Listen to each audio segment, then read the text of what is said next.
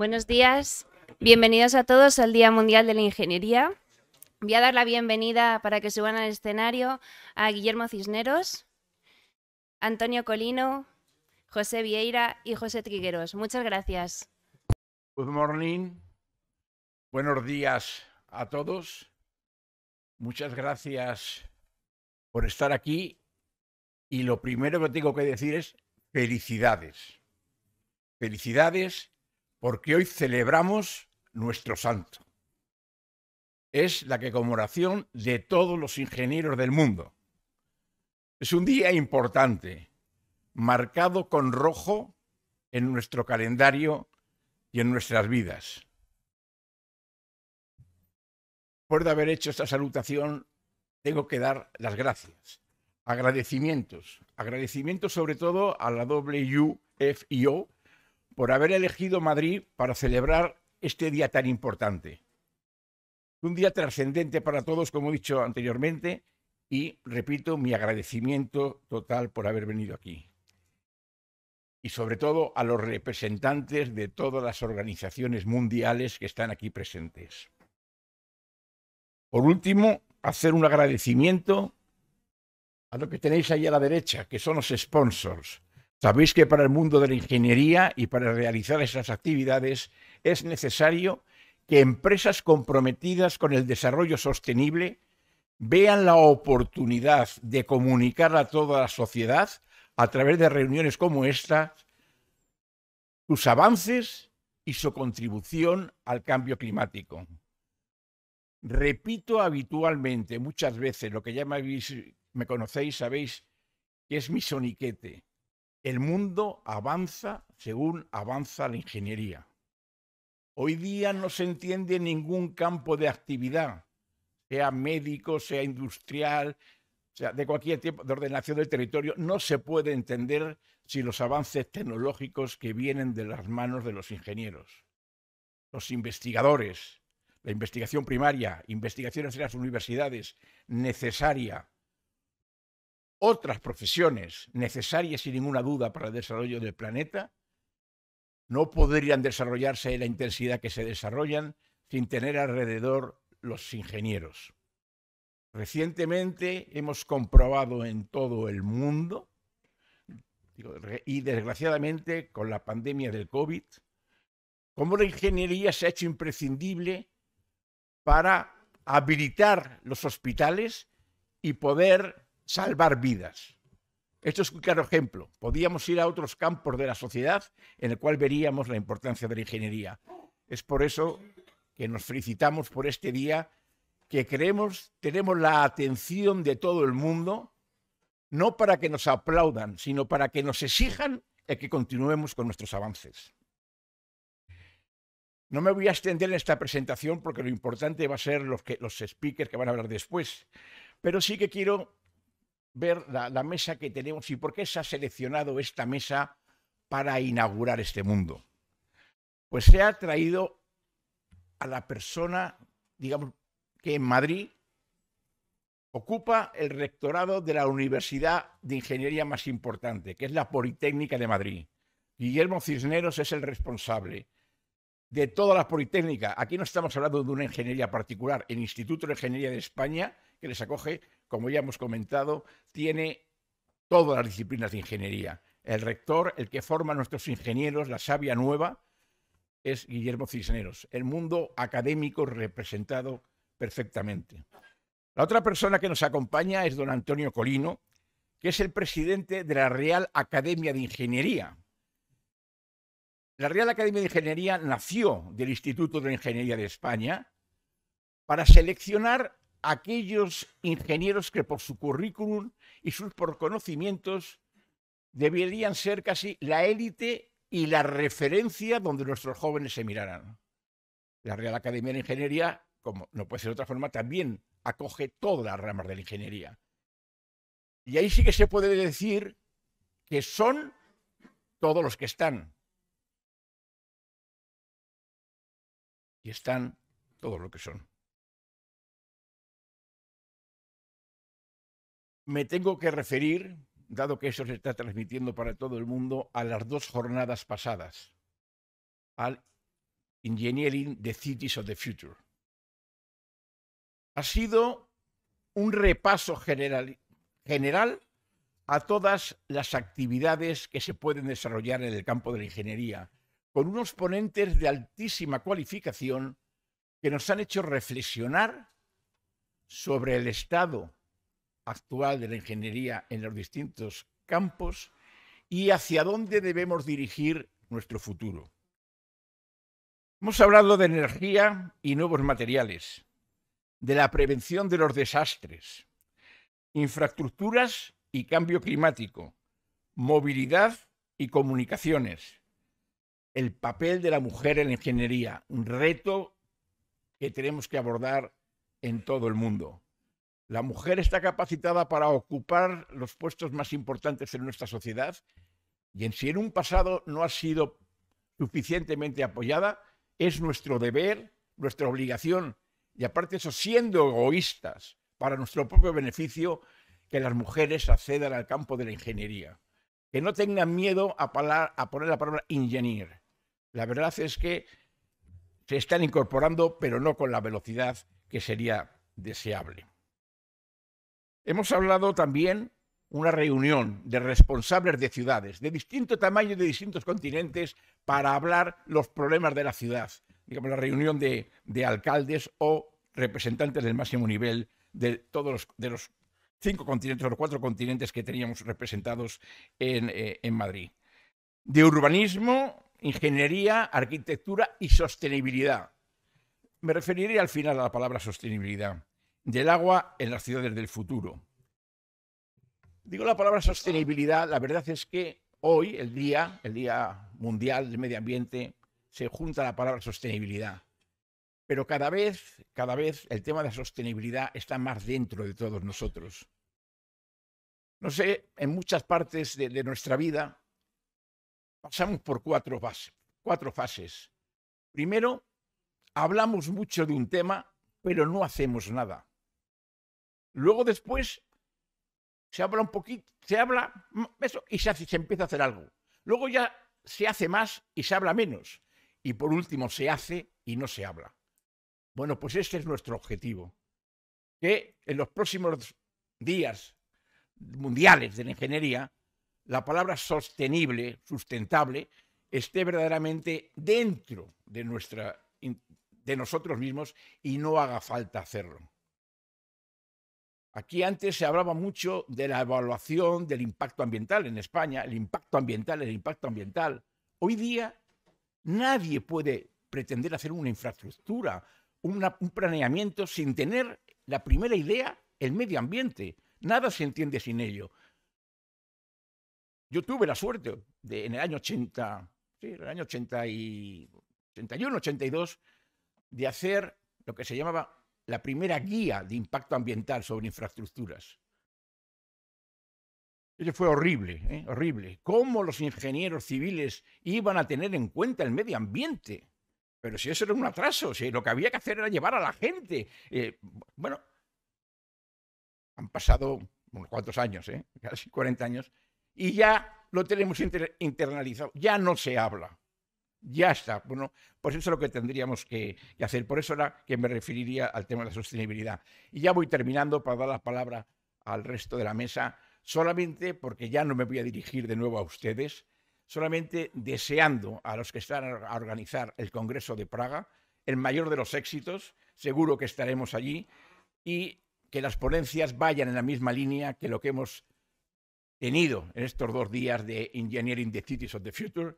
Y nada más, muchísimas gracias por haber venido a Madrid, por estar aquí y por disfrutar todos juntos de nuestro cumpleaños, de nuestra fiesta, de nuestro santo, del Día Mundial de la Ingeniería.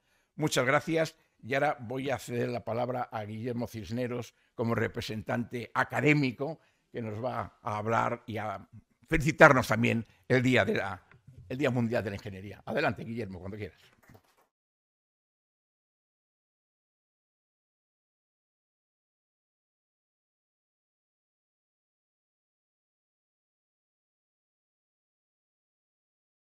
Well, thank you very much, dear President. Dear distinguished guests, faculty members, and students, it's a honor and a privilege to welcome you all to the celebration of the World Engineering Day organized by the UNESCO and hosted by the Instituto de la Ingeniería de España. As director of the leading university in engineering and architecture in Spain, the Universidad Politécnica de Madrid, I'm proud to be part of this global event that acknowledges the crucial role of engineering in our society's progress and development. The World Engineering Day aims to raise awareness and appreciation of the contributions that engineers make to our daily lives and to promote sustainable development through best engineering practices. The Universidad Politécnica de Madrid has a long-standing history of excellence in engineering and architecture, education, and research as well, with a vision to educate and train the next generation of engineers and architects who will lead our world towards a more sustainable and inclusive future. Our faculty members and students are actively engaged in innovative research projects and collaborations with industry and society to address the most pressing global challenges, such as climate change, urbanization, and digital transformation. Today's event is an excellent opportunity to celebrate and showcase our achievements in engineering and architecture, exchange knowledge and best practices, and inspire future generations of engineers to join us in this exciting and rewarding journey. I'm confident that this event will be an enriching experience for all of us and will reinforce our commitment to engineering excellence and sustainability.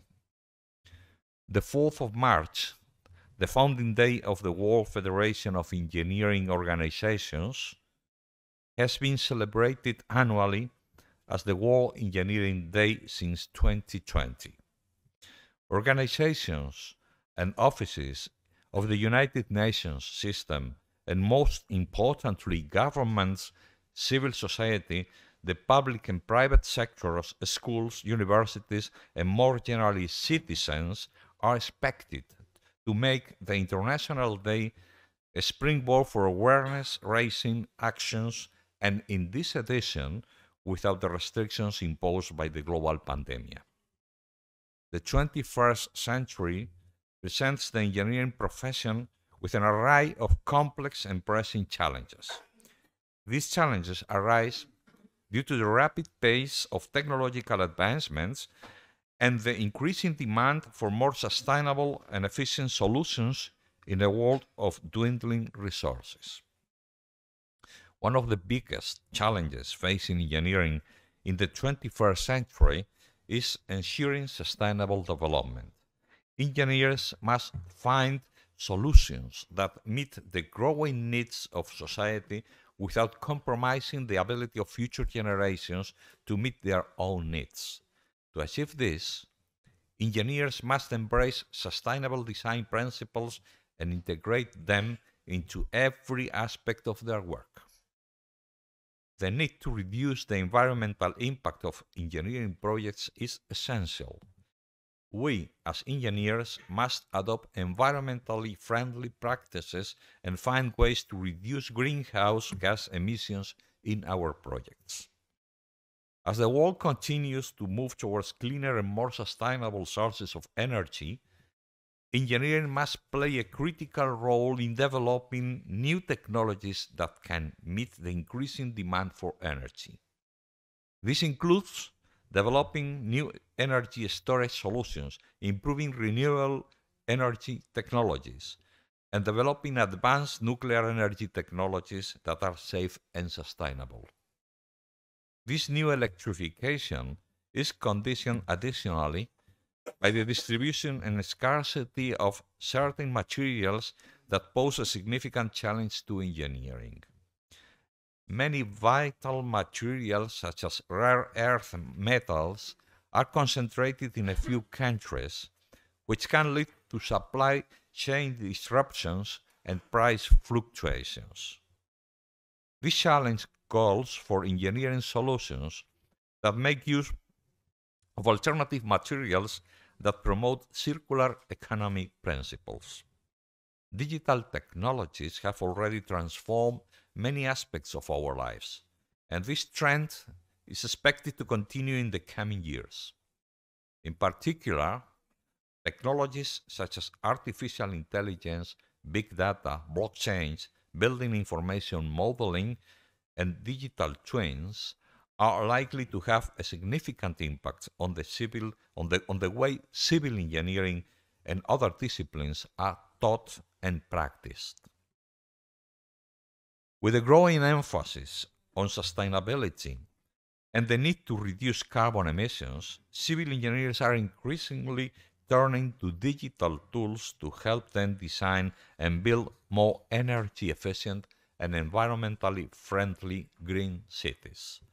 For example, building information modeling and digital twins can be used to simulate the performance of buildings and infrastructure systems and optimize their energy use. We as Universidad Politécnica de Madrid, in close collaboration with other French institutions, are developing new academic programs in these issues. In addition to their impact on green cities, these technologies are also likely to transform the way civil engineering is taught. For example, digital tools such as virtual reality and augmented reality can be used to create immersive learning experiences that allow students to visualize and interact with complex engineering concepts in new ways. Similarly, online platforms and MOOCs can be used to deliver engineering courses to a global audience, making education more accessible and affordable than ever before.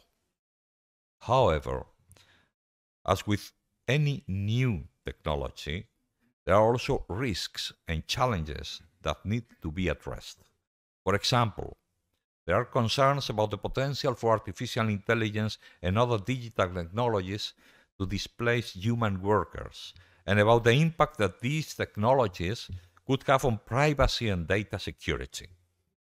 Additionally, there are concerns about the digital divide and the potential of these technologies to exacerbate existing inequalities.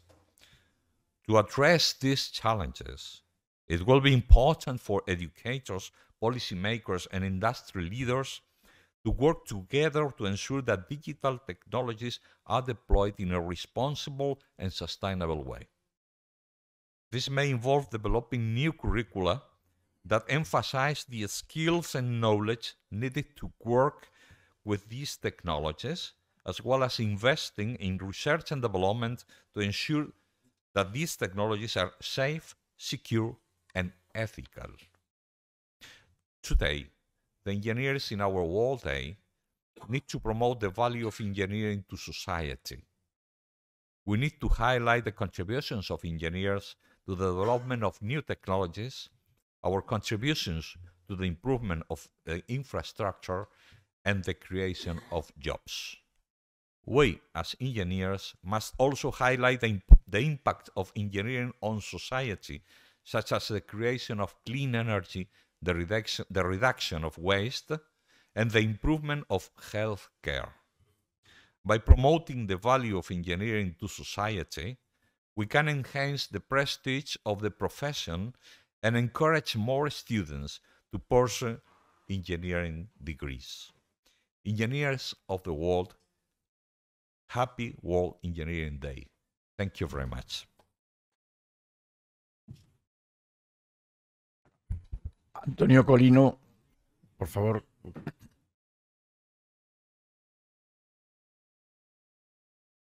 Good morning. First, I beg your pardon because I didn't know that I was supposed to develop my speech in English, but I switch on to English. Then, first, I would like to elaborate a little bit about the title of our meeting, because it's Engineering the Cities of the Future. First, someone, we the engineers, we have to design the future of the cities. Because if we don't know what we want, it's going to be difficult to engineer the cities of the future. First, we have to know what kind of future we want for our cities. And with engineers, we have to do this. With engineers, we belong to the culture of our nations. Sometimes, when they talk about culture and customs, they forget us. They think that we are a part. We're manufacturing things, constructing things. But we are the ones that we are creating, changing, and making progress the culture. Our culture now is different than the culture 2,000 years ago. Why? Because technology and engineering has been changing the customs and the way of living. The scientists, they discover how the world is. And we, the engineers, based upon the discoveries of the scientists, we design how the world will be. But we have to work together. The scientists, they cannot make progress if we don't give them new equipment, new tools, new systems. And what the scientists discover, with engineers, we can design new equipment. One person, one citizen, when get us up in the morning, switch on the light, they don't realize that there are thousands of engineers behind the switching the light. This is granted. Everything that is coming maybe from heaven. They don't know that there are thousands of engineers designing, building, operating, maintaining power plants, pipings, transmission lines, distribution lines. They don't know this. But when they go to the bathroom and they open the tap, they get water. And everyone assumes that is natural. And this is not natural. There are thousands of engineers working for this. Water treatment, hydro dams, pumping stations. But if you go to eat, to the kitchen, food. Who is supplying the food? Engineers, ergonomical engineers, forestry engineers. But if you try to cook, go to the freezer, microwave, they are engineers, the ones that they have been designing, manufacturing, and maintaining this equipment. If you go to the street and you take a bus, a car, a plane, railway, boat, any kind of transportation, all these ways of transportation, they are designed by engineers. And if you go with this, 20 years ago, we didn't have this. To send a picture of the family, there are thousands of engineers to do this. Nobody knows that we engineers, we are doing all this. Then we have to empower engineers. We have to force society to recognize this, because there are many other activities. You go to doctors, everyone knows the doctor. Even the architects, everyone knows the building. Nobody knows who is the engineer that has designed a bridge that is 1,000 times more important than a house. Maybe because with engineers, we work together. Usually there is no one engineer designing one thing. There are hundreds of engineers from different activities working together. Maybe that's the reason that we don't have figures like soccer players, because they are one by one. No, doctors, when they make a surgery, it's one person. There are no 1,000 doctors. No, it's one doctor, the one that, and nobody talks to an engineer. When you buy a car, you don't talk to one engineer. There are thousands of engineers manufacturing the car, then you don't know them. I'm going to another field that is very important for us, is health, hospitals. If you want to have a museum of engineering, you have to go to a hospital, not to a factory. If you enter a hospital, all the equipment that they have been designed and operated by engineers. Nobody knows this. In hospitals, or there are doctors in medicine. And it's not true. The real hospital has hundreds of doctors in engineering. That usually they are doctors, because the doctors in medicine usually they are not doctors. They are only a grade of medicine. But then nobody knows that all the equipment that has been increasing the expectancy of life is made by engineers. The X-ray, the tomography, the axial computerized tomography, the chemotherapy, radiotherapy, all these things are made by engineers. We are not selling this, then we are very bad sellers of our image. Then we have to empower the image of engineering. And besides this, we have another problem, is that half the population of the world, women, they don't participate with us. We have in Europe, North America, maybe Asia, maybe it's a little different, but in our countries, mostly in Spain, women and girls are disappearing from our engineering schools. We have some engineering school in Madrid with only 10% of girls, 10. The average maybe is 24 now in engineering. In the university, they are 55%. The university, 55%. If you go to the university, well, you say chancellor, no? Rector, chancellor. It's only 25.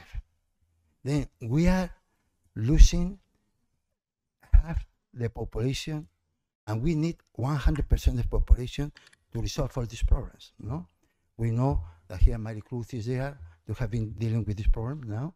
Then first we have to do is to convince society that engineering is important, that we are here, our only goal is to help society, and we need to have the population, women, they have to work with us, and they have to go to technical schools. Because if girls, they want to help humanity, the best way to do it is with engineering. Thank you very much. And have a nice drive back home, and see you soon in the Congress in Praga.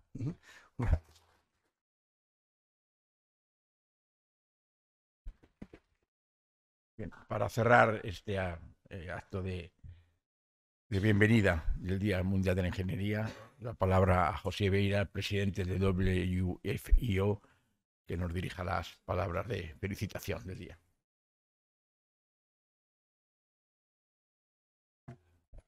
Thank you. Good morning, good afternoon, good evening, because we are broadcasting to all of the world. So I must have first words for our panel here, and dear Professor Guillermo Cisnero, Chancellor of the Polytechnic University of Madrid, dear Professor Antonio Colino, President of the Royal Academy of Engineering of Spain, dear José Trigueros, my friend now, and President of Instituto de Ingeniería de España,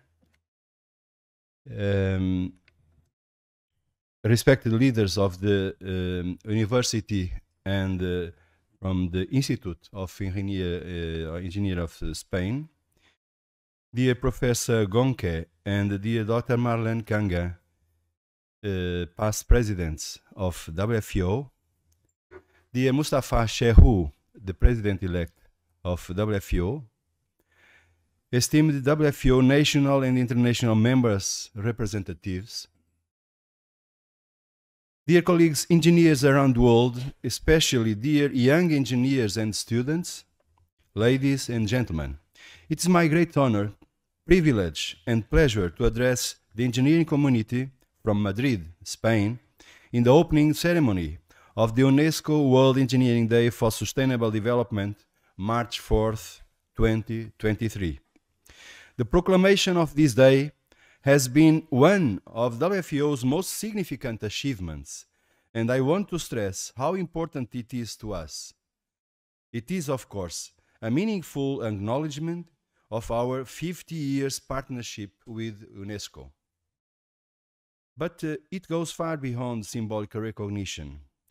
It is the context of the two latest decades. The United Nations and its agencies have rightly analyzed the high stakes of adapting to the climate and environmental crisis in order to both mitigate its effects and design new industrial, economic, and social models that allow sustainable development. By creating an event for World Engineering Day, WFO is continuing to show its members and the world its ability to grow and adapt even in the most challenging of times in order to be recognized as the peak international organization in the promotion of engineering and engineers around the world.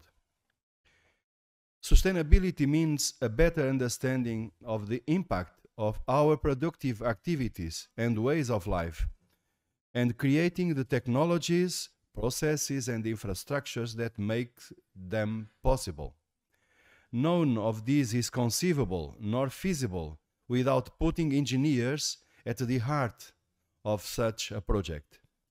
It has taken a great amount of advocacy efforts during the recent years to get this idea on the global institutions' agenda, but it is happening now, and this is the very meaning of this day.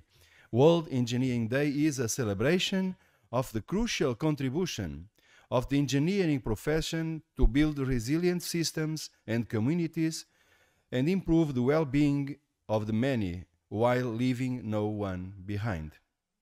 It is also a great opportunity for professional institutions of engineers to showcase practical examples of how their members make such differences at the benefit of their cities, countries, and regions. Engineering has always had an essential role in the development of human welfare, ensuring that the future generations of engineers and scientists will be able to design solutions for local and global challenges is critical.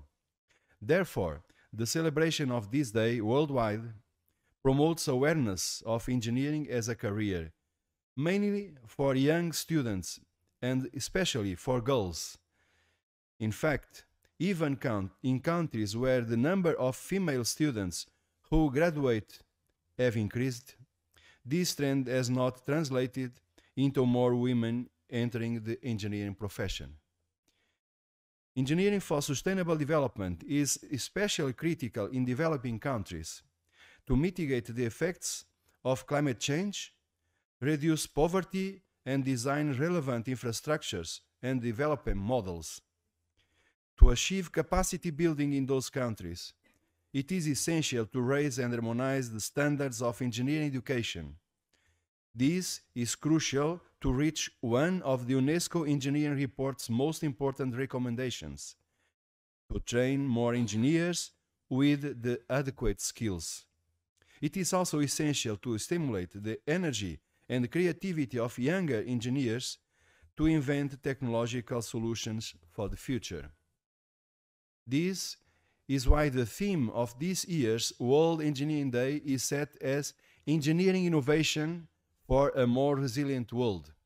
Its main message is to leave an opportunity to celebrate engineering and the contribution of the innovative and responsible work of engineers to a better and sustainable world.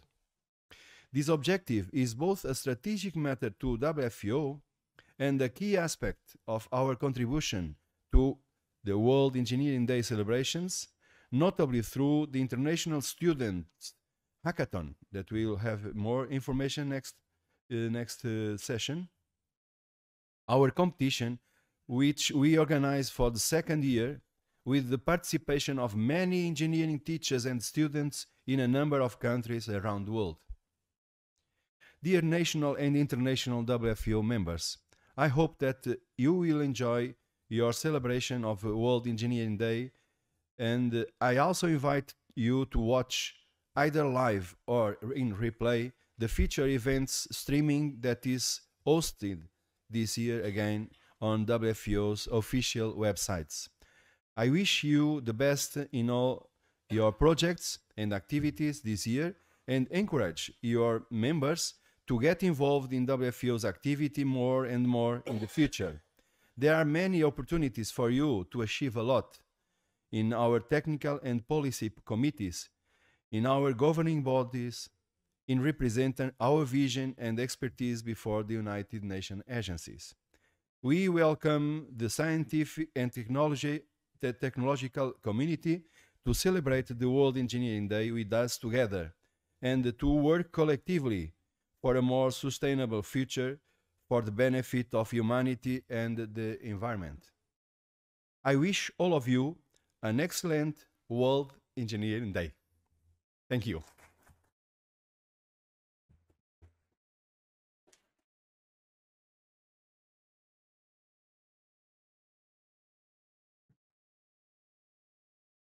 Damos por concluida, como no puede ser de otra forma, esta primera sesión y ahora vamos a abandonar el estrado para que continuemos con el reconocimiento al hackathon. And for that, I invite our past president, Dr. Marlene Kange, to have this proclamation of the hackathon results. Marlene.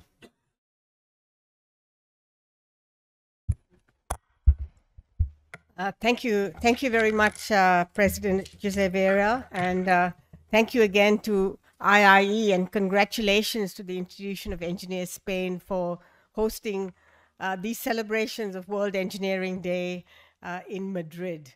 I hope everyone is tuned in also to the 24-hour live broadcast, and this event here is also being broadcast live. For those who don't know me, Marlene Kanga, I was a past president of the World Federation of Engineering Organizations, and I'm also one of the finalist judges for the World Engineering Day 2023 Hackathon. The theme of World Engineering Day 2023 is Engineering Innovation for a More Resilient World. Once again, our focus has been on young engineers and engineering students. We have therefore conceived the World Engineering Day Hackathon that has engaged young engineers and students from every continent around the world. This amazing international event has been made possible with the support of our international partners, especially Engineers Without Borders. My sincere thanks to all our partners. I would also like to thank the sponsors of the WFEO celebrations. Your contributions have enabled us to once again deliver a once-in-a-lifetime experience to hundreds of engineers and students around the world. I'd particularly like to thank Intel, who has sponsored the second prize for the hackathon. I would also like to thank our working group for the hackathon and the judges that have made this competition possible. In the preliminary round, we had some 40 judges who volunteered their time to assess the projects that were received from around the world. And then we had 5 finalist judges, including a representative from UNESCO and our international partners. So this was truly a collaborative international effort. As in previous years, we selected 3 UN Sustainable Development Goals to highlight as challenges for the hackathon. This year, our participants hacked SDG 2, Zero Hunger, SDG 3, Good Health and Well-being, and SDG 6, Clean Water and Sanitation. Hackathon teams had to choose one of these and develop an innovative solution. So the challenges were: Challenge 1, SDG 2, feeding 10 billion people in a changing climate. How can we sustainably provide affordable, accessible, nutritious diets for future populations? Challenge 2 was SDG 6, tackling water security for future generations. How can clean water, a resource that we cannot live without, be provided in a future where it's more scarce and at higher risk of pollution? And SDG 3, the thriving city, which is a center for physical and mental health and well-being. how can we improve city design and infrastructure by rethinking new technologies and infrastructure and retrofitting existing ones so that our urban centers become dynamic, equitable places for people to live and thrive. Solutions were required also to be consistent with the World Engineering Day 2023 theme, Engineering Innovation for More Resilient World. The challenges were described and developed in partnership with Engineers Without Borders, who worked tirelessly on this program with us. The judging criteria were based on the International Engineering Alliance graduate attributes and professional competencies, and enabled participants to show how their education has helped them to develop these particular graduate attributes. We received 1,000 individual registrations that formed into 150 teams from around the world from 23 countries. We thank everyone who took time to participate in this round. Every one of the participants will receive a certificate of participation from the World Federation of Engineering Organizations. The prizes on offer was a total pool of 8,000 euros. First place was 5,000 euros, second place 2,000 euros, and third place 1,000 euros. Our 40 preliminary judges were from around the world, and they narrowed the field to 12 entries that the finalist judges then had to view.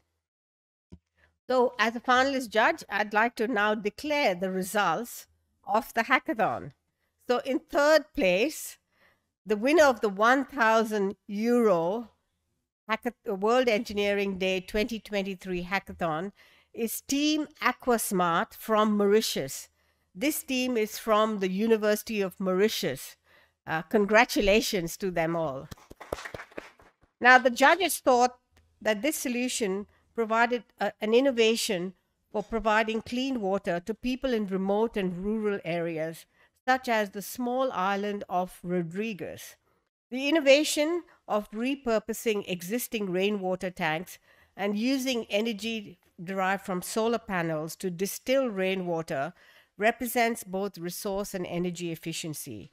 The solution made good use of digital tools to present its solution, as well as to estimate the feasibility of the solution and costs.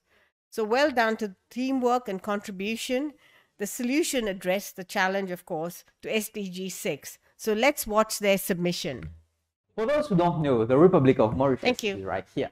Our country is defined as water scarce, and right now we are facing one of the worst droughts since the late 90s, with our reservoirs filled at only 31% of their capacities. Ironic that you can be simultaneously surrounded with water and yet lacking of it. While one can argue that desalination is our way out, post-implementation has shown that we lack the resources and skills to do so. We are not policymakers, and hence our goal was to try and find a cheap alternate based on existing infrastructure. While our counterparts in Rodrigues have been implementing rainwater harvesting for decades now, but that comes with a significant loss in sanitation. To reduce this, we are proposing a solution using solar water heaters, which is a common sight in Mauritian households due to our tropical climate. Coastal regions are well known for their scarcity of fresh water.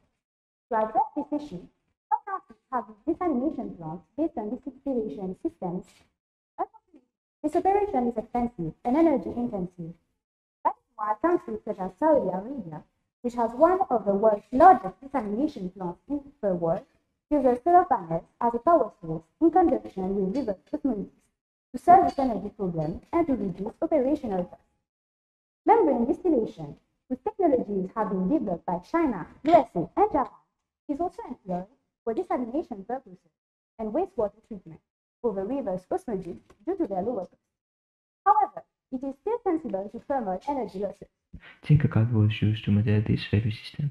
Most people in Mauritius and Rodrigues Island have solar water heaters on their roofs, and the latter are flat. Rainwater from the roof is collected in the rainwater harvester located on the ground through a drainage system. Therefore, we propose adding a soil tank at the rainwater harvester's exit to separate solid waste by centrifugal force. The filtered water is stored in another tank beside it. Then the water pump moves the fluid to the water heater on the roof. According to our calculations, a 150-liter solar water tank, which is the smallest model available on the market, requires more energy than the sun can provide on a normal day.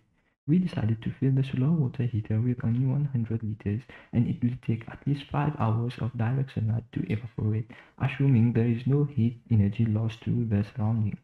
The gas evaporates and it travels through the tubing towards the condenser, where it is cooled to produce distilled water. We needed a way to control the water flow and the functions of the solar water heater. We use an ESP32 as the brain of the system, where all the valves, sensors, and relays are connected. The solar water heater is in the distiller mode. These valves are closed. The pump is turned on every 15 to 20 minutes. The rainwater in the tank now acts as a cooling medium to condense the water vapor to a liquid state. After condensation, this valve is opened to collect it in the tank. Now, if all the rainwater is used up, but it is still in the distillation process, the fan is turned on to cool it and condense the water by air. However, there is still one inconvenience. If the solar water heater is in distiller mode and the user wants to use hot water, the entire process needs to be stopped completely beforehand. The user needs to notify the control system at least 1 hour before the hot water will be used. To facilitate this process, we use the capability of the ESP32 to connect to the internet and used it as an IoT device to control all the valves and the relays through the online dashboard.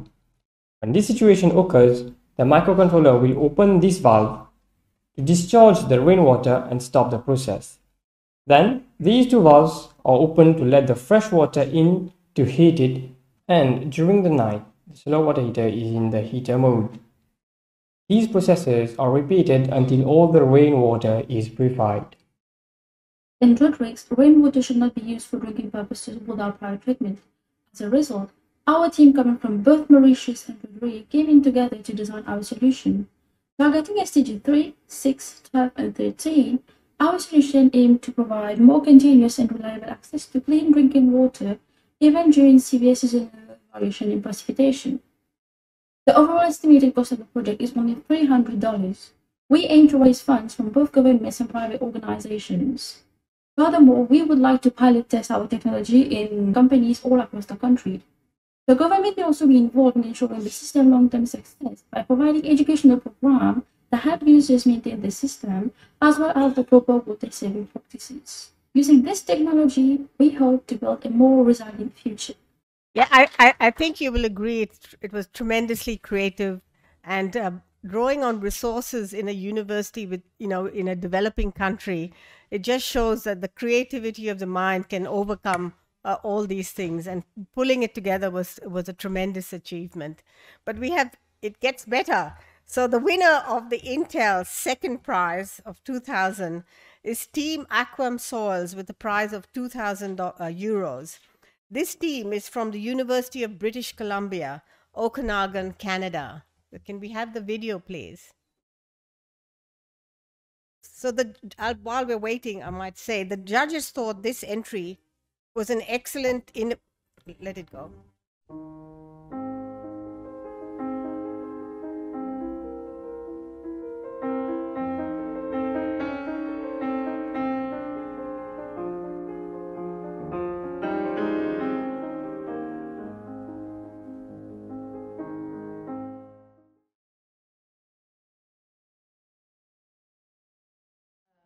Increasing in frequency and severity due to climate change.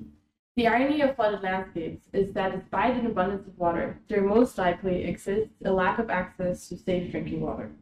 This scarcity of clean water exacerbates the struggle that climate refugees, mostly children, must endure. Climate crises serve as an important reminder as to why innovation in clean water technologies are so important to ensure basic human needs for those most vulnerable. This is why our team has developed a prototype of a device that's meant to provide purified water to those made vulnerable by extreme flood events.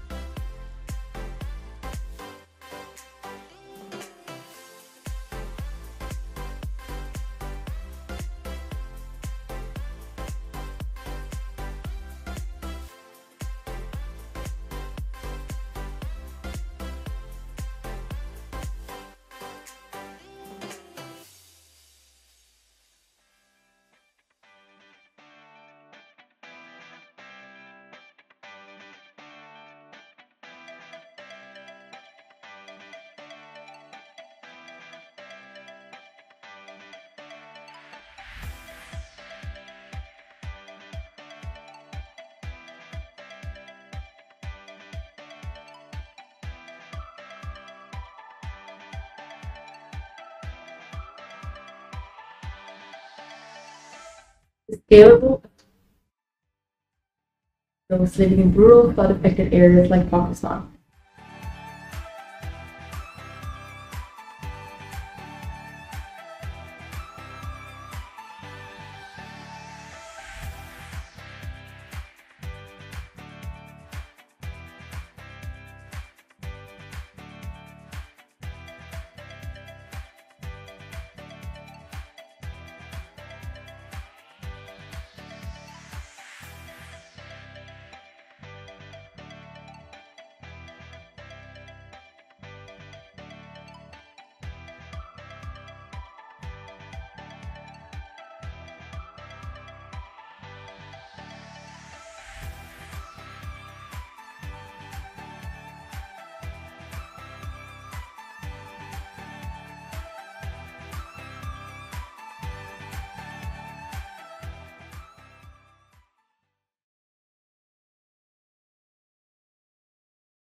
Yes, a wonderful solution that can be deployed, especially in natural disaster areas. The judges thought this entry was an excellent innovative design to address the problem of access to clean water around the world. And as you saw, the design is low cost, easy to deploy, portable, and can be sent to areas hit by natural disasters. The team researched the feasibility of deployment well, and they made good use of digital tools, including 3D printing, as you saw, to show the innovation. And of course, we had a great diversity in the team, excellent collaboration, communication, and teamwork to address UN SDG 6. So congratulations to Team Aquam Soils from the University of British Columbia, Okanagan. And finally, to the winner of the 2023 World Engineering Day Hackathon. This solution addressed SDG 3, good health and well-being in our cities. The finalist judges commented that this entry was resourceful and innovative, repurposing waste materials, including agricultural waste, to produce a permeable road surface that can absorb rainwater runoff and reduce flooding and improve catchment health. The road surface also improves safety for cars in wet weather and reduces the noise from traffic, improving health and well-being of the citizens of the city. The teams made good use of digital tools to demonstrate their solution, presented excellent research, and produced a great video to show their solution. So the winner of the World Engineering Day 2023 Hackathon that will receive a €5,000 prize is Team Sponge from the Philippines, Ateneo Naga University. Congratulations. Urban heat island, noise pollution, greenhouse gas emissions, water pollution, and wet road accidents remain threats in urban and thriving cities. But what can engineers do to improve the city design and infrastructure for urban centers to become dynamic and equitable for people to live and thrive? The world has nearly 40 million miles of roads and is projected to increase in the coming years. How can we move towards a sustainable plan for the future of roads and the health of our planet? The solution is here. Team proposed a sponge, a structural green previous country for road application, a solution that mainly addresses SDG 3, good health and well-being, but can also contribute to SDG 6, SDG 12, SDG 13, SDG 9, and SDG 11. Urban heat island, or UHI, compromises human health by contributing to general discomfort, respiratory difficulties, and heat-related mortality. 56% of the world's population live in cities and are at risk of UHI. But this pavement contains large connected pores, allowing water to drain and evaporate that reduce pavement surface and air temperature. On the other hand, our current road contributes to water stress and affects 2.3 billion of people around the world. with the biodiversity approach, limiting the ability of natural soil to infiltrate water and bioremediation that can reduce water runoff and decouple contaminants and pollutants from water. The solution doesn't end here. Manila has one of the worst noise levels in the city region. Noise pollution, which drives hearing loss and hypersensitivity to sound, also cause cardiovascular disease, sleep disturbances, and mental health problems. But sponge can help address this problem through its excellent acoustic property and noise absorption up to 50 to 60%, which is made possible through its large number of pores. Data also shows that wet pavement causes 70% of weather-related car accidents, but the use of pervious pavements can reduce them by 80%. With all these advantages, why is the technology has led up to no application in many countries, including the Philippines? The main reason is due to its low mechanical properties. This is where our innovation comes in. Cementary cementitious materials from industrial waste investigated to maximize the economic and environmental benefits while improving the essential properties of this. Our team used machine learning to analyze the data gained from intensive research and to optimize their use. We decided to incorporate a hybrid of rice husk ash and coal fly ash because of their broad availability and superior performance in concrete.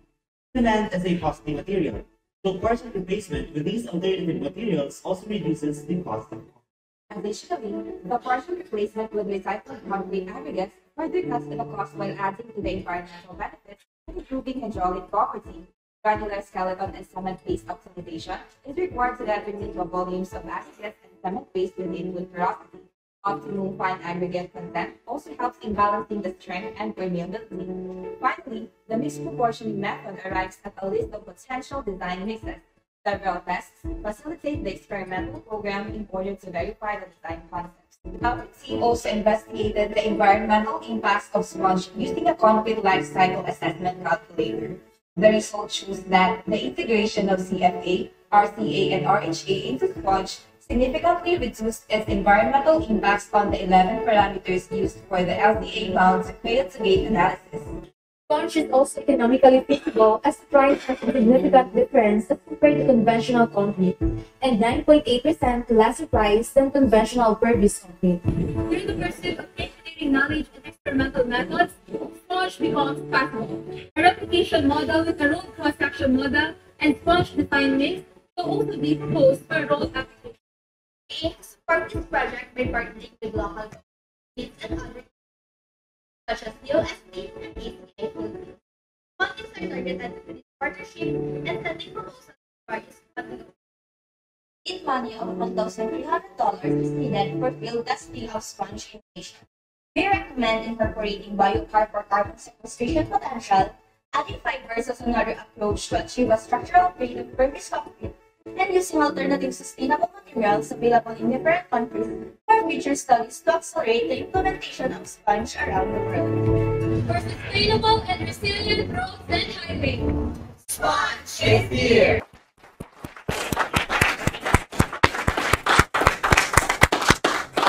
As you can see, a terrific innovation, and congratulations to the team from Ateneo Naga University in the Philippines. And again, wonderful to see the diversity in the team as well.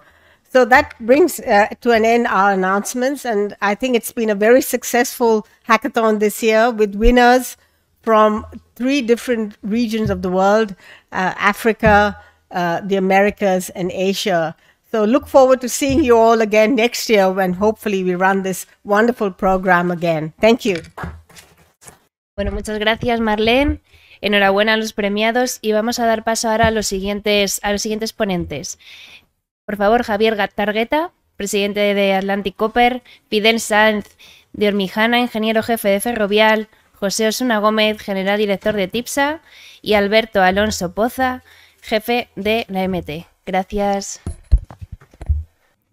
Good morning, President of the Instituto de Ingeniería de España. I thank you very much indeed for inviting me to be part of this session of this very enjoyable and happy World Engineering Day.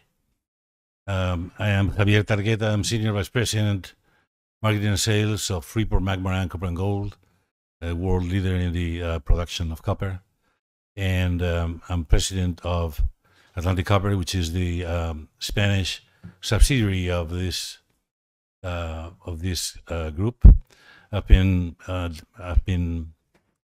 leading Atlantic Copper for 33 years now, and I was given the responsibility of selling Freeport copper ore and gold ore around the world since 2005. Copper ore that we, in the mining jargon, we call copper concentrate. I'm a mining engineer of the from the Universidad Politécnica de Madrid, and very happy to be here with you. I've given the title of Metals for a Better World based on what I think is a wonderful opportunity for the whole world, and especially for the world of engineers. And at the same time, it's a big challenge to generate, to produce all these metals that I'll be talking about in order to satisfy the goals that most countries of the world have set for 2050, what we usually call the carbon neutrality, to be, like I said, achieved in 2050.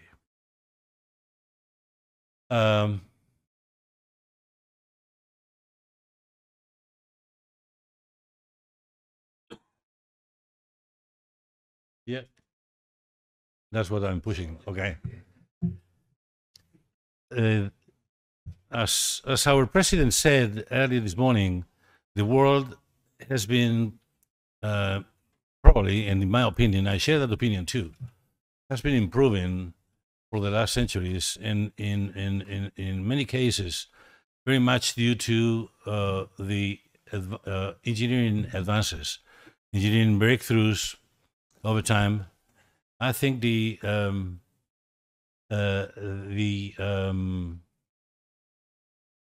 Renaissance brought the human being as center of the universe. Probably in those days, that approach, that idea, did not reach the whole population, but only very specific elites in the world.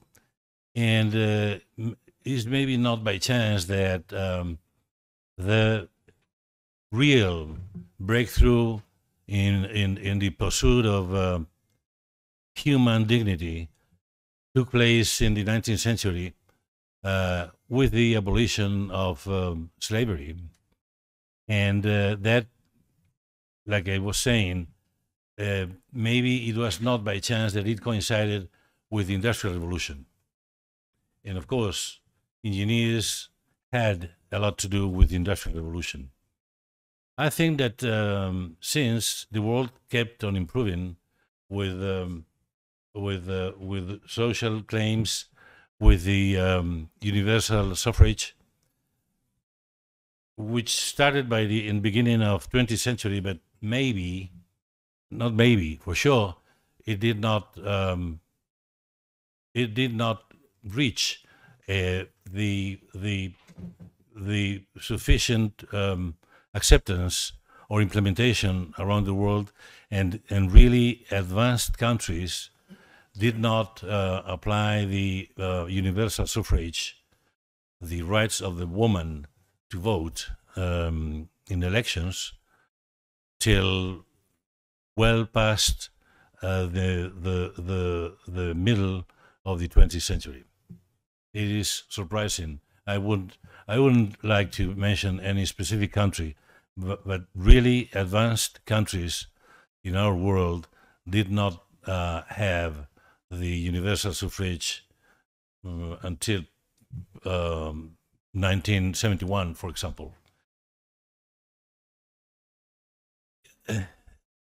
What I'm trying to refer to is to the world concern in general towards an improvement or a more focus on the human being and his or her dignity.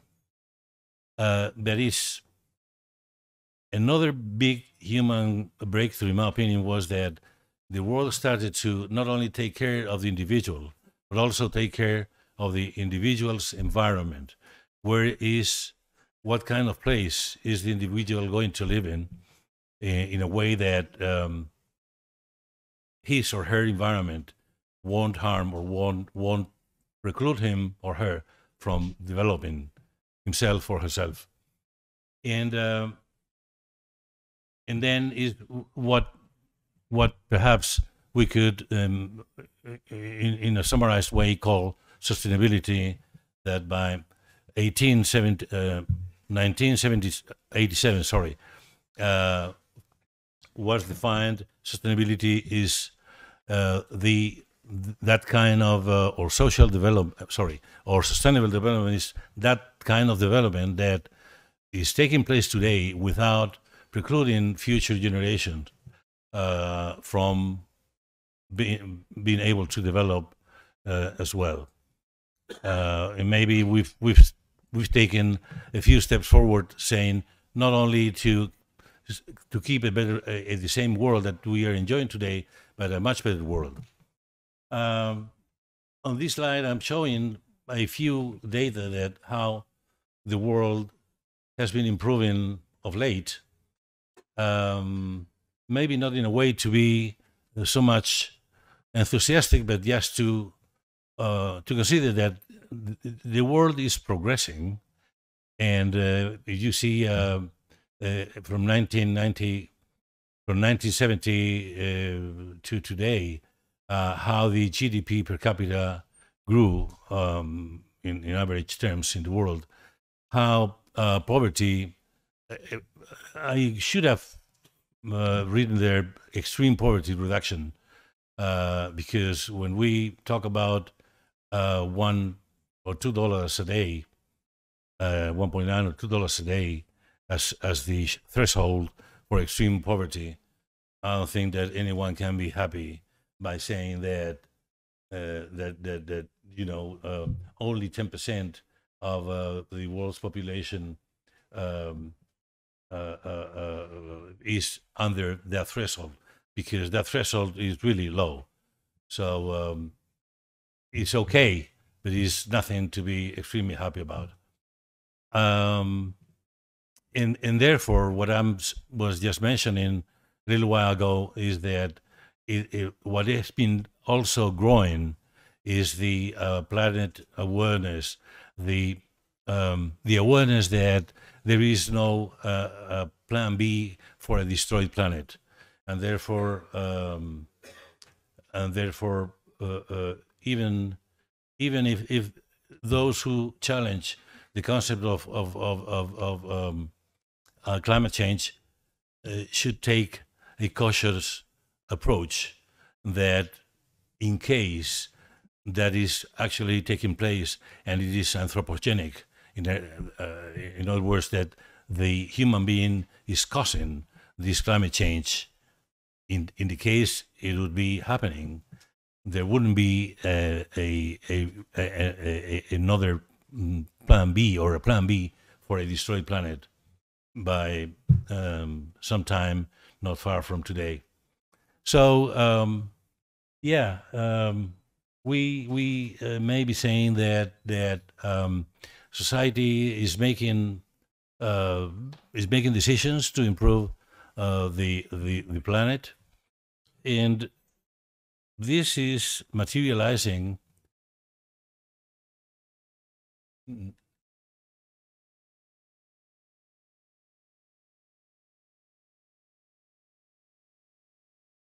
no, the one goes backwards, apparently. Now, we've been talking about, and during these days, there's been a lot said about the urbanization phenomenon. But looking at these graphs, you can see how the urban population in the world will be growing. I'm not just talking about, or no need to talk about how it was in 1970, but pointing at where we stand today, we see how it'll grow from 57% to 69% of urban population that live or will live in urban areas. most of this phenomenon will take place, and this is no secret, in Asia and Africa. And we could say that all the new population, or the equivalent number for new population between today and 2050, will be urban. And this will require approximately 500 million new households worldwide, like I said, very much concentrated in Asia and Africa. Then, as a consequence of this, in other phenomena, like, of course, infrastructure between cities, not only cities themselves, but infrastructure and any kind of improvement in households themselves, in vehicles, transportation, in everything, in every activity of the human being, how all these translated into a much bigger use of materials in any kind of material. You see how from 1970 this grew in terms of this has grown in terms of per capita consumption, let's say, of materials, any kind of material, like I said, but how, in absolute terms, combining the increase of per capita increase with the increase of total global population, it goes from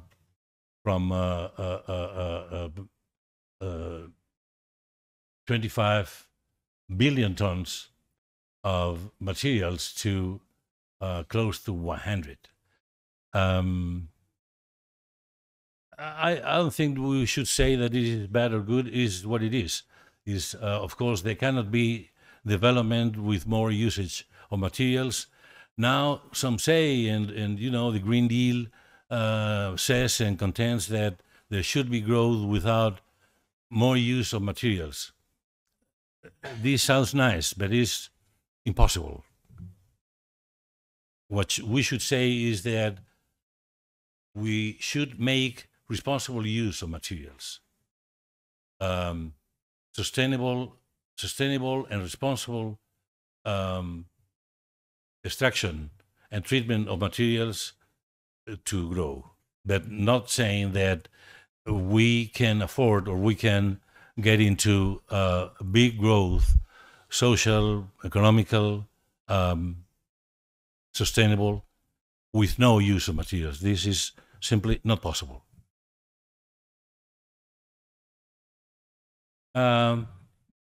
Like in every field of human activity, we are reaching out to city of the future with net zero through energy efficiency, electrification of transport, decarbonization in the heating and cooling of buildings, be it households or commercial buildings, and obviously demand optimization.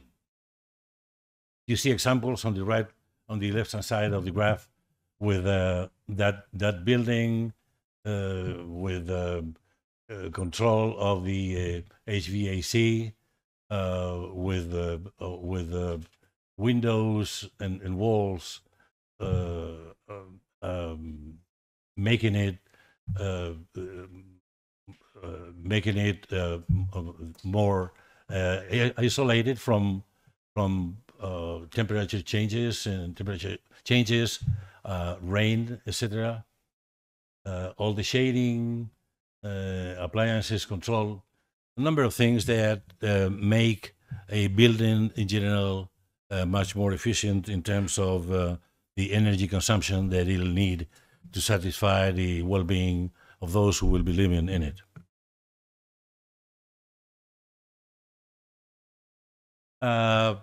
Another field that, of course, we cannot, or I cannot help not talking about, it is the energy renewable shift, or the shift into renewable energy from fossil fuels, And we see on the left-hand side of the slide a graph showing how it'll be the distribution, the mix of electric power generation between the various sources. You see fossil fuels, including, or most importantly, coal, hydro, nuclear, wind, solar, photovoltaic, and bioenergy. And how by 2050, we'll be seeing an absolute and a still more acute relative reduction of fossil fuels usage for electric power generation, such as coal, like I said, but still a significant amount of coal being fired to generate power, which means that by that year, we will not reach zero emissions unless all that CO2 generated in coal-fired power stations, power plants, can be captured and stored, which is still to be seen. Still to be seen. I mean, I'm not saying that we won't see it, but we will need a further development. And again, engineering will have a lot to do with both capture and storage or reuse of CO2 in those kinds of facilities, be it power plants or any other kind of facility burning coal or other fossil fuel, such as gas or fuel oil or diesel. But still, I think it'll be a fantastic breakthrough, fantastic evolution if we by 2050 can reach this kind of mix in the power generation worldwide. The right-hand side of the graph shows how the electric vehicle will be a very significant part of any kind of transport by 2050 or 2040, shown in the graph. But whereas we see that it's really impressive, the increase of sales of electric vehicles by 2040 compared to today, still, what is not shown here is that the stock of vehicles worldwide still will show not less, even more than 50% of internal combustion engines, engine-based vehicles worldwide. So again, fantastic progress in this field, but not even reaching the zero neutrality or zero carbon neutrality by 2050. And I'm getting to the metals. What the title of my presentation was. All these metals, of course, are a lot more ones needed to comply with these goals, to achieve these goals that I've just very briefly mentioned. And we see how aluminum, manganese, copper, zinc, lead, nickel, lithium, molybdenum, cobalt, silver, and indium, all these plus a significant group of additional metals will be absolutely necessary to cover all these developments that are listed on the left-hand side of the slide, like solar, photovoltaic, wind generation, nuclear, electric vehicle batteries, electric engines, and CO2 capture and storage. Some of them, and I'm sorry for talking about my own case, my own company, but maybe from all these, copper stands out as being used in all these applications that are listed on the left. And now I'm going to start in this and another slide, show the quantification of what I'm talking about now. And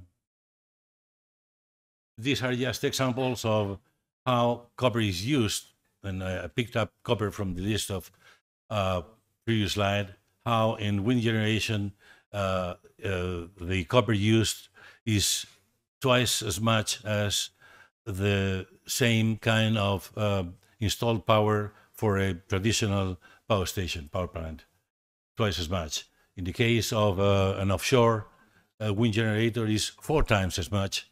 In the case of solar panels is 2 times as much than a traditional source power generation.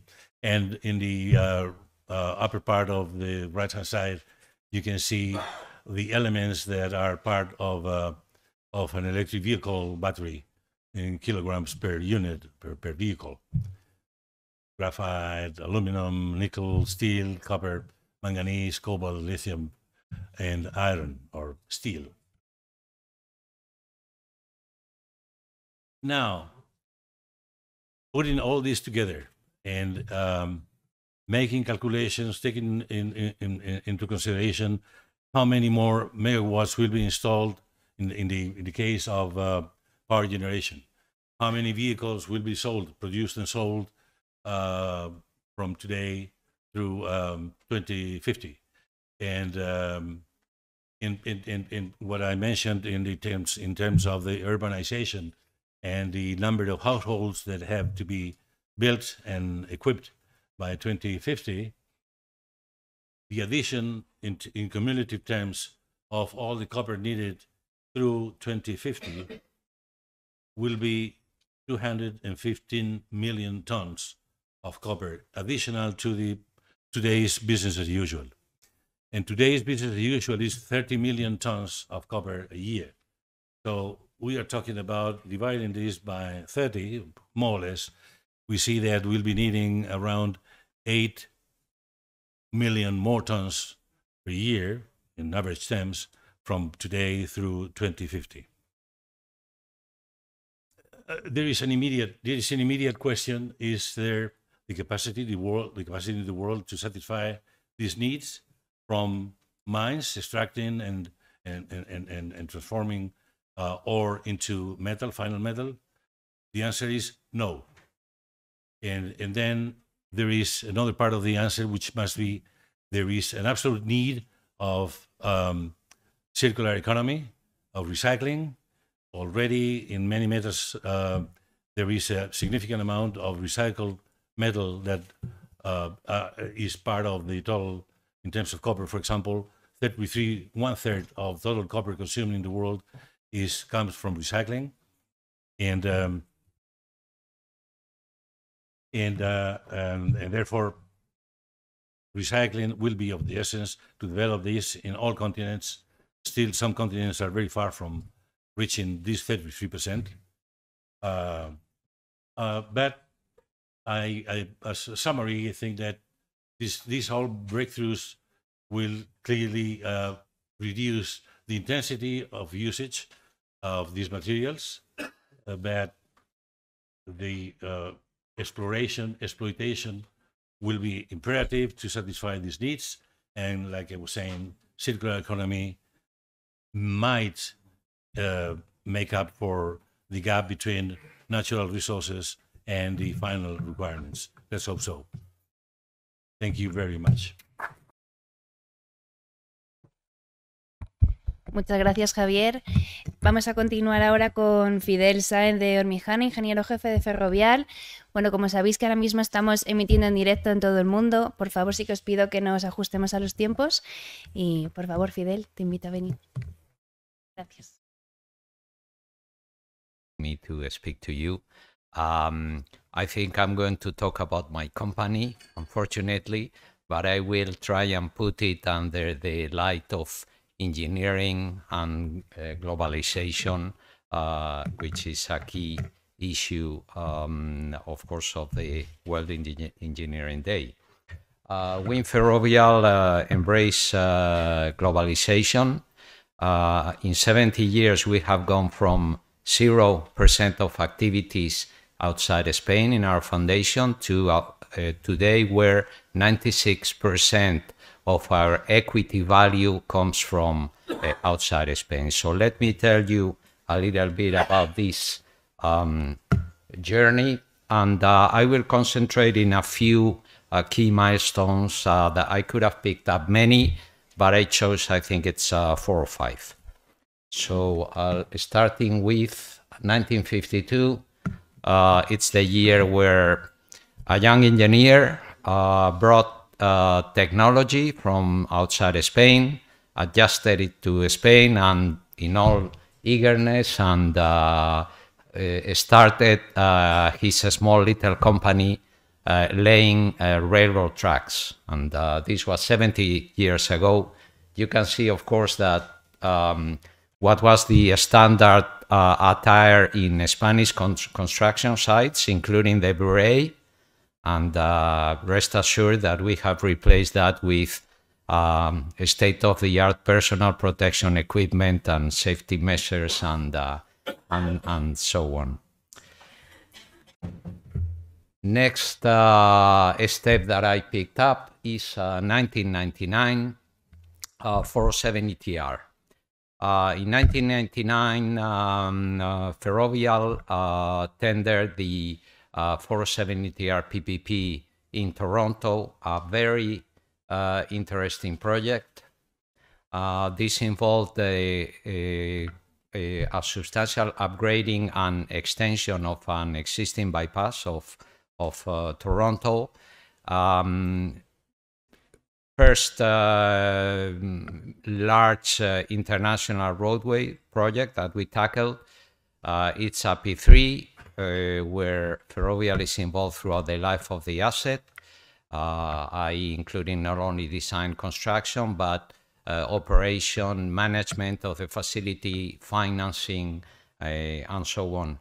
And this was a step where we felt very heavily the responsibility on our shoulders. It was a big leap for us, but we went through a very detailed level of due diligence, and everything went well. And I still remember, and I think this is very appropriate to talk about in World Engineering Day, the day of commissioning, where we had a big celebration, and the owners, the stakeholders, the designers, the contractor, everybody, other stakeholders, everybody was there. And there was a huge feeling of accomplishment, that in the end, all these different people and engineers and teams were seeing the fruit of their labor. And I am sure many among you in the audience have also felt this feeling, which I think we have to bless engineering because it allows us to experience that. Next one, it's 2006. I picked up the acquisition of BAA upon its privatization by the UK government. Again, another big quantum leap for us, but we have always been ready to do the homework, study, and push ourselves with prudence. And soon after the acquisition of BAA, we embarked on a program of upgrading of the Heathrow Airport. Here you can see Terminal 2, which was part of that program. See, and next one, where is it? Okay. Next one, in the US, I picked up this among several projects of what was then called managed lanes. It's an interesting concept. This was possibly, I think this was the second example of this type of roadway facility. It's an interstate, Interstate 635 in Dallas, Texas.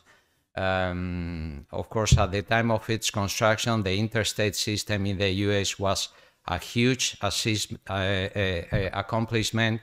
It was visionary. Engineers planned for many, many years ahead for these facilities. But of course, in 2009, congestion was a severe issue. The facility needed to be upgraded, and as part of that, new so-called managed lanes were added, which it's an interesting concept. They work under what is called a dynamic tolling system, where the price of for traveling on the managed lanes changes continuously according to how many vehicles are per lane and the average traveling speed. So it's somewhat similar to what airlines do with their when they sell their seats. Depending on demand, it is continually adjusted. When you enter, before you enter, well in advance of the on-ramp onto the managed lanes, there is a sign where it shows how much you're going to pay for your trip. So it's an interesting concept, and again, engineers try to serve society by working in the most efficient manner. And you can see, of course, in an urban environment in Dallas, the lanes were general purpose lanes were built on top and partially overlapping underneath the managed lanes so as to reduce the need for right-of-way take.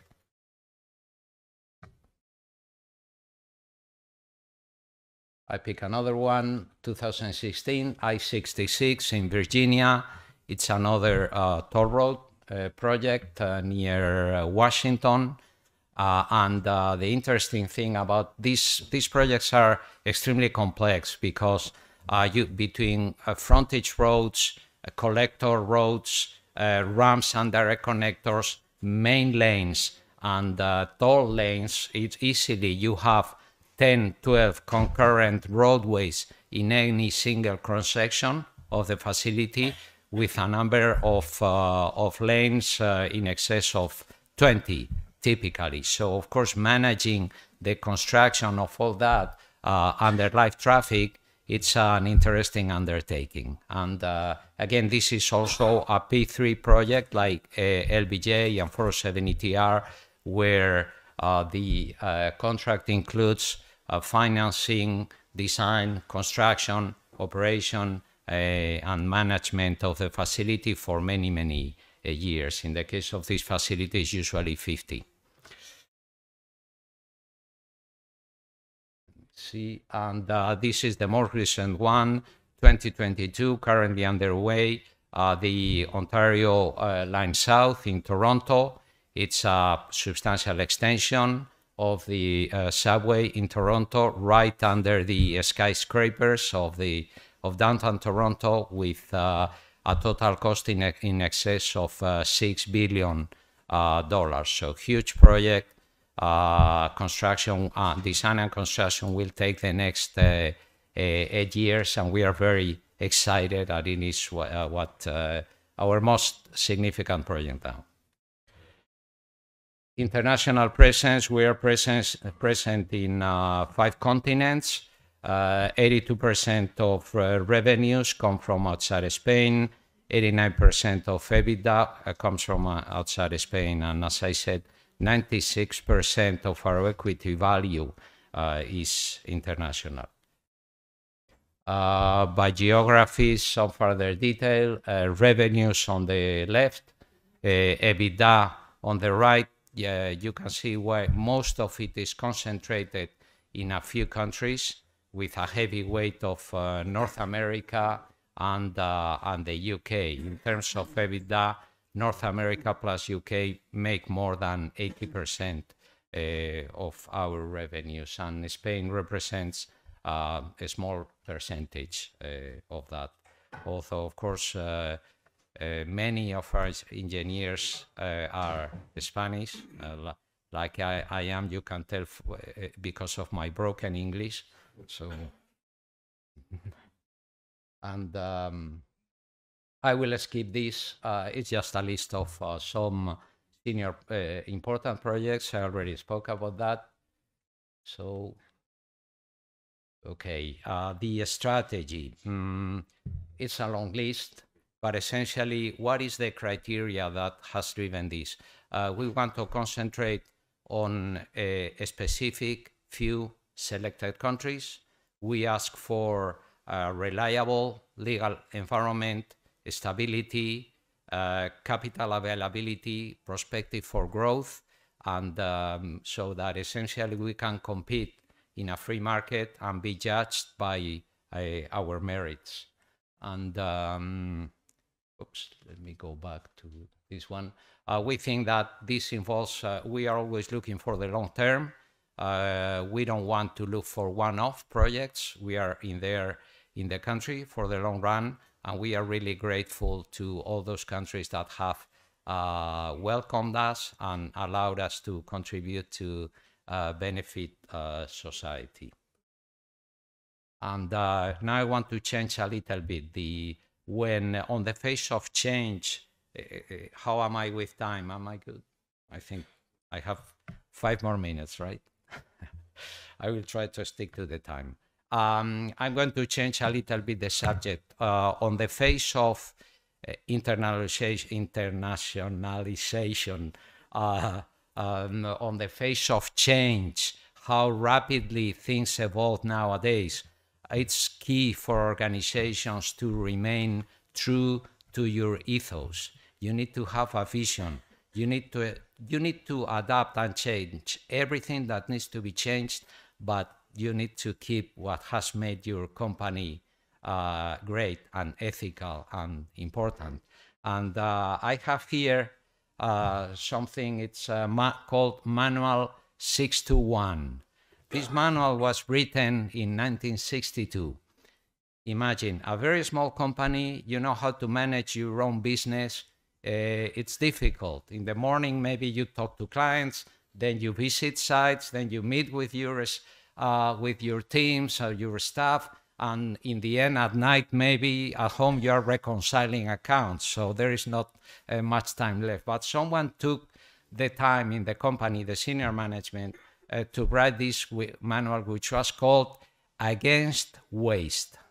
And it's a manual written by engineers for engineers. And it is essentially a guide to how to be rigorous in your analysis, how to make good decisions, and how to be efficient in your operations. And it's only 27 pages, so with your permission, I'm going to read it to you. No, I'm just kidding. I'm going to quote only 2 paragraphs, and I think you will get a flavor. This can be found on the internet, and I think you will get a flavor of what the manual is about. And I think it relates very much to what engineering is about. It says, there is one section on how to not waste thoughts. And it says, be ordered, go from the simple to the complex. Analyze first the elements of the problem. Do not make a decision until you have all the facts. Isn't that great? And the second one on staff suggestions. And it says, asking your staff for their opinion and ideas will show them the appreciation and regard that you have for them. In practice, many ideas will be useful. And I love the following. This is due to the following. What a boss sees for a few minutes a day, your collaborator faces several hours a day. So it is not surprising that she can see things that the boss can't. So this was advice provided to all the engineers through Manual 621 in 1962. It's outdated.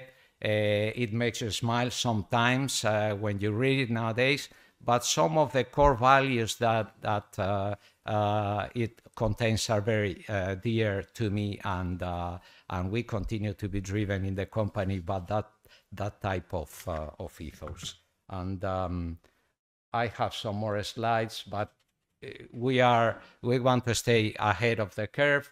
We want to remain a nimble company. We are ready for the new challenges in the list, decarbonation, and so on. And then conclusions essentially would be repeating what I have said. We are seriously committed to fight climate change. We are eager and ready for the opportunities that climate proofing existing infrastructure will bring. We want to achieve carbon neutrality by 2050. And I would end by saying that these, our modest achievements would never have happened without engineers. Our men and women engineers, it's the key capital that our company has. Every day when I go to work, I get up to earn their respect. So on World Engineering Day, congratulations to you all. We ought to celebrate as engineers, and it's a profession really that couldn't have been better for me. It has made me very happy, allowed me to know very interesting people and have some difficult moments, but at the same time, a lot of fun while I have been practicing it. So thank you very much. Muchas gracias, Fidel. Vamos a dar paso ahora a José Osuna Gómez, director general de TIPSA.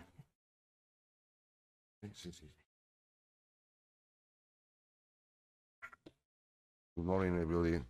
Thank you very much to the WFO and Mr. Ingeniería for inviting us to introduce our company, to present our experience in the engineering field.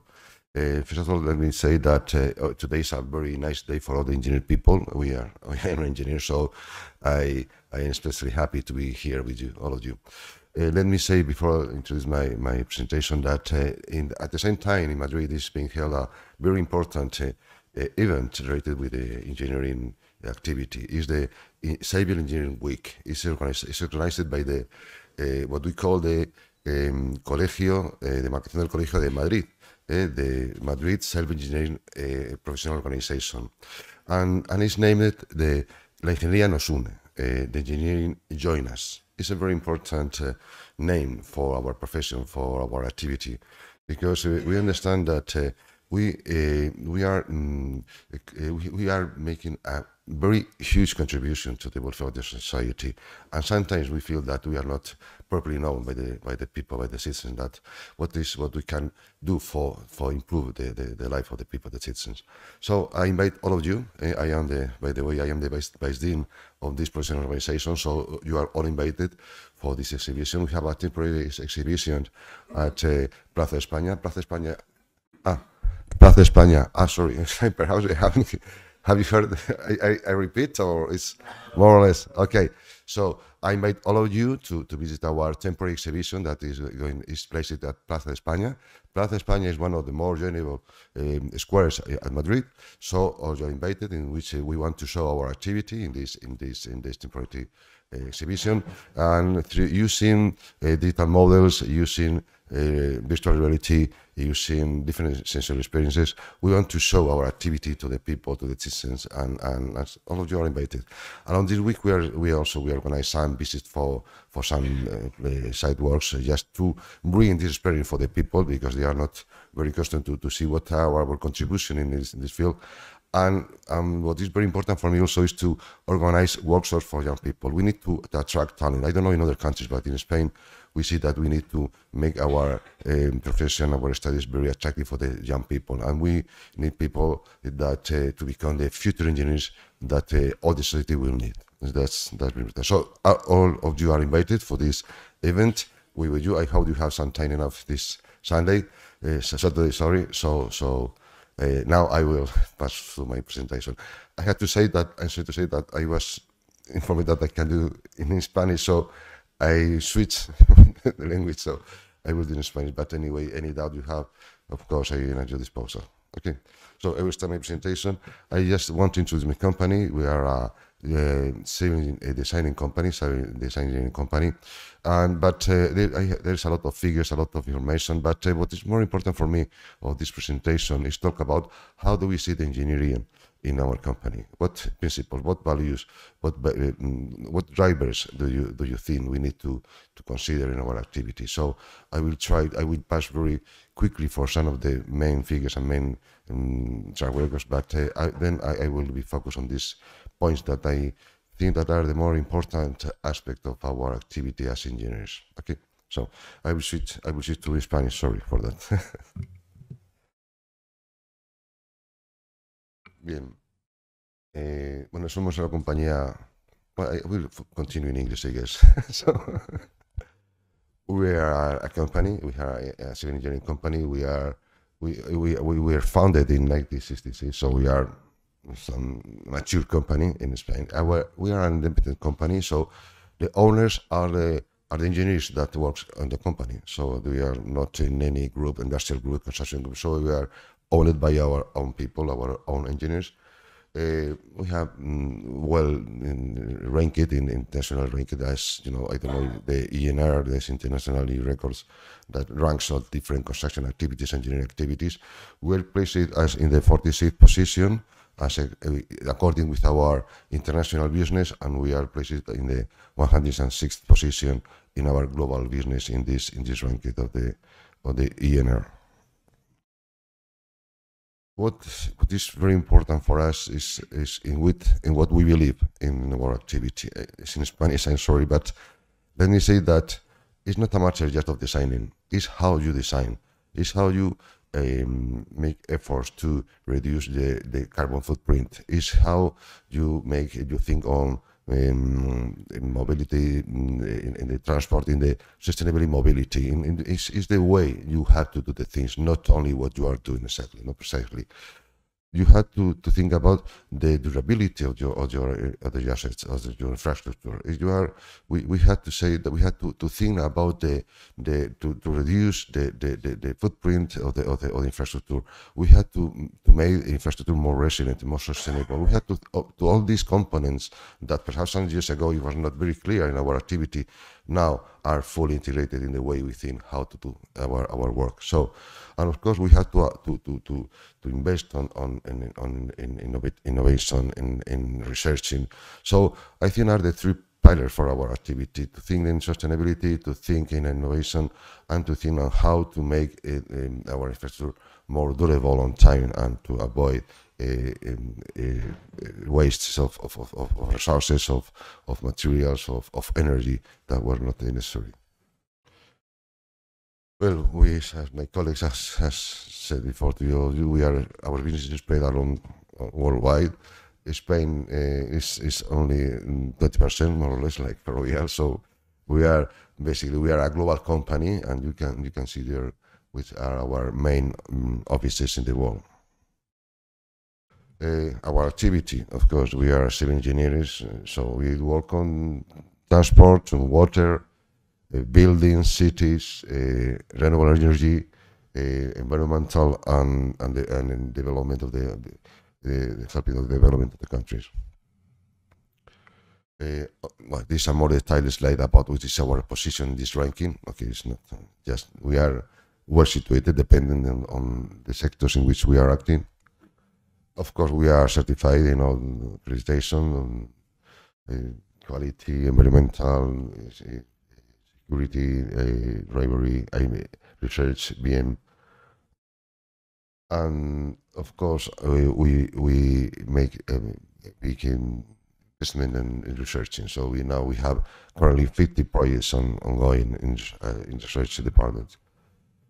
So our ESG, what do we think? How we see our business is important for us. It's not just to be a good technical people. You have to combine our ESG policies with different pillars, with different visions. So in this slide, I'd like to show you what are the different combination of views we have to put on the same place in order to understand how do we do our job. So we talk about people, we talk about quality, we talk about environmental, we talk about community, we talk about integrity, we talk about innovation, research, and stability, because we need to combine all these different things to be sure that we are really doing what the society is waiting for us, is expecting for us. And of course, we have a big commitment with SDG, so we have good practices that has been recognized, and we are we are a signatory member of the Global Compact, so we have a huge commitment with the sustainability, and we have recognized practice in our work, We have 16 recognized practice for our work by the Global Compact Organization. So for us, it's very important to align our activity and our practice to what the world is moving towards. So we are part of the society, we are part of the world, and our activity is going to be in the same line, aligned with all these principles. Let me say something important for us. We have what we call the Fundación, the TIPSA para la Cooperación. It's a TIPSA foundation. It's very important for us because it's a foundation that is financed by our company, and it's based in one very simple principle. If we want to transform the society, we want to help people that is in the third world. It's not just a matter of providing money for them. It's not a matter of money, not only money. What is our vision? We have to invest in education. Education is the way. So from our company, with this foundation, we have created an university in Democratic Republic of the Congo in Africa, because we think that the best way to help people to improve their lives is from the education, but not say, well, okay, education, but which is the education that transforms the society? Engineering. So we are focused this project financing a University of Engineering in Africa, because it's our vision of how we can help to transform the society. And we are very proud. We are a lot of years. We have a lot of partners now with the Madrid University, and a lot of people, a lot of teachers that are helping us to develop this project. But it is our vision of how engineering can change the world, and it's very important for us. I am very proud to show to you this experience of our company. Okay, so of course our activity is, we have a lot of pricing, and we have win a lot of contests of quality and FIDIC and all these kind of things. We are in Spain, in North America. And okay, this is our figures. I don't want to show you too many figures, but some of them just to see our evolution of the business. We have to say that this last 22 fiscal year has been the most important year for our history in turnover, and all the figures. Has been a very nice year, and we work in this way. We are not a construction company. We are a design company, so we can share our work from different production centers. So you can see in the red bars, you can see which is the percentage of the turnover of the company according with the geographical distribution. So, for example, in Spain is 19%. This is our turnover in Spain, or in Africa is 5%, or in Brazil is 9%. So, and the blue bar is our staff. How is share our staff? So you can see some slight difference between the turnover figures and the staff figures, no? Because we can move. And this is something that we do very from the beginning of the company. We can move works from one center to other, so we can be very active in Mexico. But for example, we can provide services to Mexico from Spain, and this is the way we do business. So it's a global view of our activity. Well, basically our main percentage of activities is in transport, and then in hydraulics, infrastructure, and buildings, and environmental, energy, and others. So, but basically transport. And this is something very interesting. It's just the language we use for our business, no? And our main language is English. We are that way. And then of course the Spanish, no? Because Spain and the Latin America. And now I'm going to be very brief. I don't want to bore you with our records, but I just want to show just some of them. So this is in Bangladesh. This is a master plan for transport master plan. Or this is a bridge that it has been honored with a big prize in the FIDE prize in Spain. And this is also a bridge route in Brazil. But I want in North America, Arizona, States, we are working very deeply in high-speed train that is now currently developing in UK. We are working in railways in Africa, metro. Okay, I can pass just very quickly, just to have a quick overview of our activity in the different fields, airports, Brazil, Spain. Perhaps you have in your head this is the terminal you have. I guess it was more a lot of people that is in this room has been used this terminal. Ports in Spain, or ports in Uruguay, or ports in Peru. So we have a lot of activity in different fields in different countries. But I want just in this presentation to keep you in your mind that it's not so important what we do, but how do we do things. That's for me the most important and the way. So I had a lot of things. This is the Real Madrid. I guess that some of you may know that. As we don't just can work for one club, we work also for the Barça. So we have both happy, and we have experience with both of them, and some interesting buildings in Brazil, or renewable energy in Spain, or in California, or in Chile. So that's all. Thank you very much. Muchas gracias, José. Por favor, Alberto Alonso Poza, director financiero de la MT de Madrid. Por favor, adelante. Gracias. Okay, well, good morning. Thanks very much for inviting me to this event. I will give you a perspective of the Madrid strategy regarding public transport, as well as the own EMT strategy regarding public transport. I'll switch to Spanish since all of us we've been talking in English, and so I'd like to explain the strategy of the company and both the City Hall in regarding transport for Madrid. So let me switch. Estos son algunas de las key figures de la compañía. MT de Madrid es la compañía que tiene el transporte en superficie en la ciudad de Madrid. No solo el transporte público por lo que refiere a buses, sino que también Madrid tiene, la MT tiene el transporte de bicicletas públicas, Bicimat, tiene más de 20 aparcamientos subterráneos, gestiona también la grúa municipal y el cable de la casa de campo. La compañía tiene una dimensión de unos 800 millones de euros y alrededor de 10.000 trabajadores.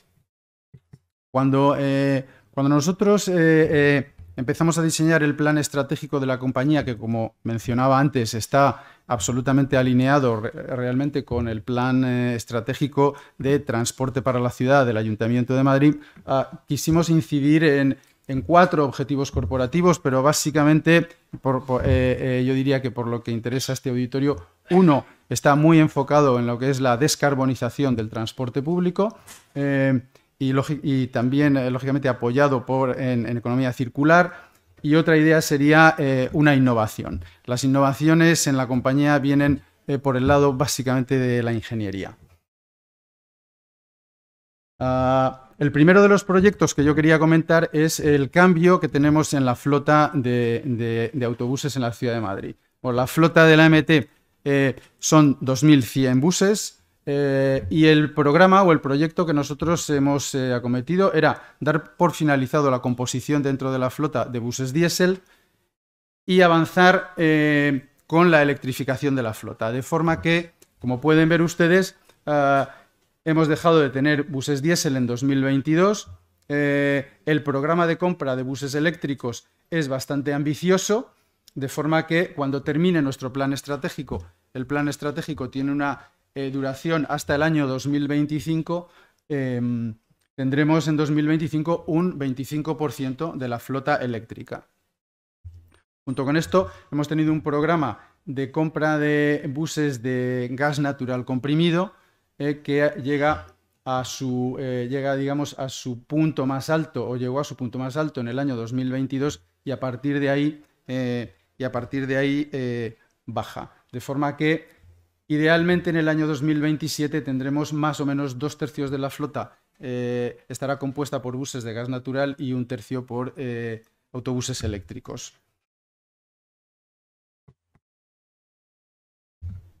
Otro de los grandes proyectos, o dos de los grandes proyectos que tenemos para el futuro de la MT y también de la Ciudad de Madrid son los nuevos centros de operaciones, que llamamos en español, o depots, uno de los cuales está situado en la Elipa, donde lo vamos a dedicar a una flota de autobuses eléctricos, para más de 300 buses eléctricos.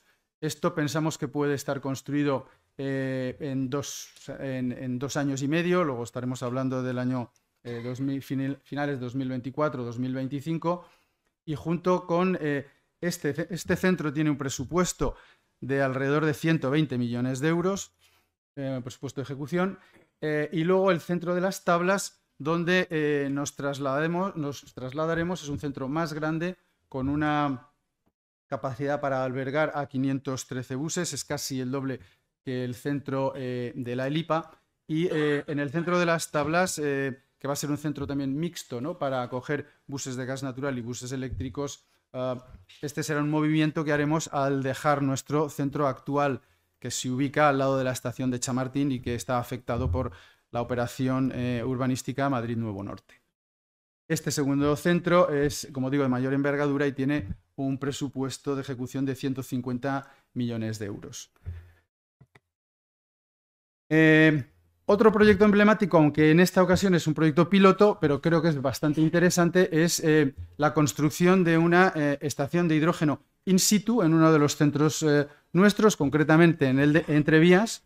Es una instalación no demasiado grande porque es un piloto, tiene una capacidad de producción de alrededor de 450 kilos de hidrógeno al día, y esto nos da aproximadamente para gestionar una línea de autobuses en la ciudad de Madrid, alrededor de 20 autobuses. La instalación es totalmente verde. ¿Qué quiere decir esto? Que está diseñada desde el principio. Hay una instalación de placas fotovoltaicas, una instalación fotovoltaica que genera la energía para la estación de electrólisis, ¿de acuerdo? Luego la disociación de la molécula se produce allí se produce la compresión y allí se produce la alimentación de los 20 buses que también descansan en el propio centro de operaciones. Esto pensamos que también estará operativo en el plazo de año y medio. Es una tecnología que hemos decidido apostar por ella. Si bien es cierto que nuestras tecnologías fundamentales, bueno, esto al final es una tecnología eléctrica, ¿no?, pero hemos decidido apostar por el eléctrico y el gas natural, y en la medida en que hemos dejado atrás el diésel, queremos ver hasta dónde el hidrógeno es interesante para nosotros. Lo cierto es que con buses estrictamente eléctricos para nosotros sería suficiente, porque la autonomía de los buses eléctricos está en 300 kilómetros al día, y la media de circulación de nuestros buses está alrededor de 200-220 kilómetros al día. Por lo tanto, estrictamente no necesitaríamos ir a soluciones tecnológicas como la del hidrógeno, que da más autonomía, porque ya cubrimos con los buses eléctricos todo el servicio en la ciudad de Madrid. No pasaría lo mismo con otras compañías que operan en el área metropolitana. Pero en cualquier caso es un proyecto que para nosotros es muy interesante porque queremos avanzar en la investigación de nuevas tecnologías, ¿no? Otra alternativa que creo que es bastante interesante, y hablaba antes de descarbonización del transporte público, y en el camino, digamos, de esta descarbonización y de la transición energética, para nosotros era importante también buscar una solución a cómo alimentamos los autobuses de gas natural. Y en este sentido, lo que hemos hecho es llegar a un acuerdo con la planta de tratamientos de residuos sólidos de Valdemín Gómez. Esto sí que es pura economía circular, de forma que estamos obteniendo biogás, bueno, enriquecido luego biometano, para nuestra flota de autobuses de gas natural, ¿no? En principio hemos empezado a comprar 6 gigavatios al año de la central. Bueno, la central tiene una producción de aproximadamente 190 gigas al año. No sería suficiente aunque consumiésemos todo el biometano producido allí, porque la flota de buses de gas natural de MT tiene un consumo aproximado en el año de unos 750 gigas. Por lo tanto, necesitamos nuevas fuentes de abastecimiento, pero desde luego es una iniciativa interesante porque nuestra idea es movernos hacia el biometano como componente para la automoción de los buses de gas natural. Otro proyecto que es un proyecto en este caso no es tan novedoso porque ya teníamos un parque de bicis eléctricas en la ciudad de Madrid, pero la novedad para el proyecto de Bicimat es que ampliamos el número de bicicletas, lo ampliamos desde 3.500 a 7.000 unidades y de alrededor de 300 estaciones a unas 600 estaciones, más de 600 estaciones, pero lo que sí vamos a hacer es cubrir todos los distritos de la ciudad de Madrid, de forma que se puede considerar evidentemente un servicio público, un servicio de interés general. En este caso, además, tengo que decir que aproximadamente el 80% de la financiación de toda la renovación del parque de bicis y estaciones viene de la Unión Europea, es decir, el coste aproximado han sido unos 50 millones de euros, de los cuales 40 millones vienen de los fondos Next Gen de la Unión Europea. Por lo tanto, es un claro ejemplo de colaboración público-privada, en este caso yo diría que bastante exitoso. Vamos a poner en funcionamiento también un BRT, que al final es un bus rápido, una línea dedicada, ¿no? Que va desde Valdebebas, cruza por San Chinarro y llega hasta el Hospital Ramón y Cajal. Tiene una distancia total de 31 kilómetros, con carriles segregados por aproximadamente un poco más de la mitad de los kilómetros de circulación. Esta es otra de las iniciativas que tenemos y que vamos a implantar también en los próximos meses.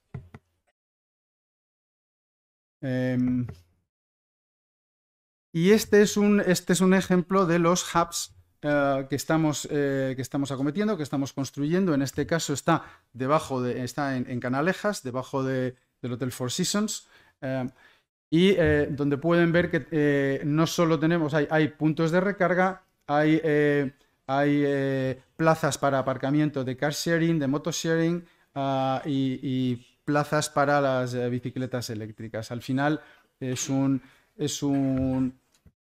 Nosotros estamos acondicionando o cambiando la idea de aparcamientos subterráneos por hubs de movilidad, y este es el primero y más emblemático que tenemos hoy en la ciudad de Madrid. Como decía antes, el resto de los 23 aparcamientos no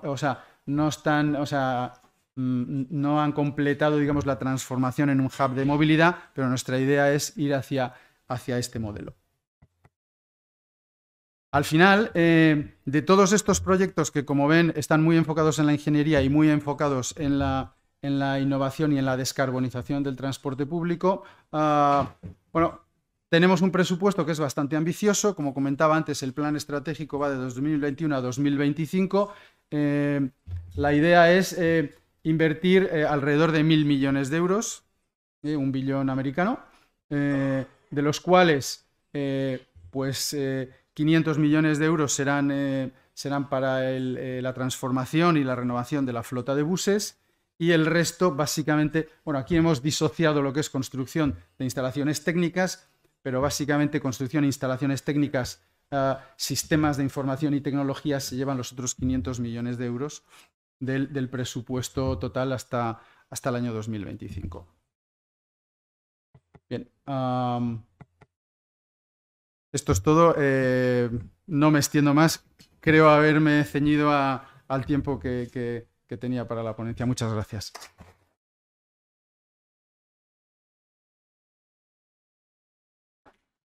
Muchísimas gracias, Alberto. Bueno, como sabéis que estamos en directo, os comentaba antes, tenemos menos tiempo para el café. Vale, volvemos a I-35, aquí a la sala. Muchas gracias. Buenos días, vamos a continuar con los siguientes ponentes. Por favor, Álvaro Aresti, presidente de CREA Madrid Nuevo Norte. Agustín Delgado, director de Innovación y Sostenibilidad de Iberdrola. Pedro Tomei, director de la Fundación AON. Marlene Kanga, es presidenta de la FEMOI, y el profesor Gon, que es presidente de la FEMOI. Muchas gracias. Doy paso primero a Álvaro Aresti. ¿Quieres que esperemos un poco? José, ¿quieres que esperemos 3 minutos o...? Estamos en directo. Ok.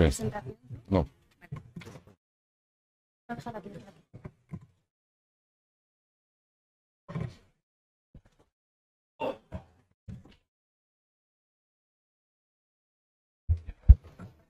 Mr. Sinku, Deputy Director of UNESCO, Mr. Rector Magnificent Guillermo Cisneros, Dr. Antonio Colino, President of the Royal Academy of Engineers of Spain, Professor José Vieira, President of WFIO, Mr. José Trigueros, President of the Institute of Engineering of Spain. Ladies and gentlemen, good morning everybody.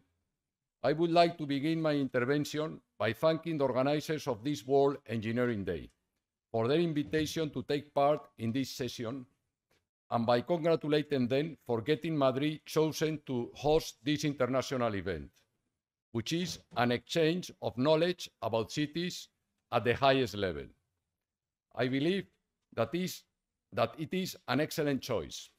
The relevance and the global reputation of our companies and the quality of our infrastructure leave me in no doubt that there is no better city than ours to show the true potential of engineering to transform the world and improve the way we live. That is why I am proud and honored to be able to introduce to you today Madrid Nuevo Norte as the biggest urban transformation taking place in Europe.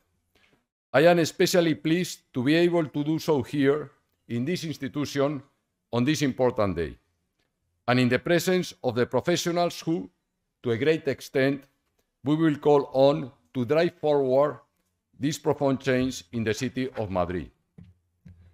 Factores como la revolución digital o la creciente conciencia medioambiental suponen un gran reto para nuestras sociedades, y la respuesta a estos desafíos va a pasar claramente por el conocimiento y el talento de nuestros ingenieros.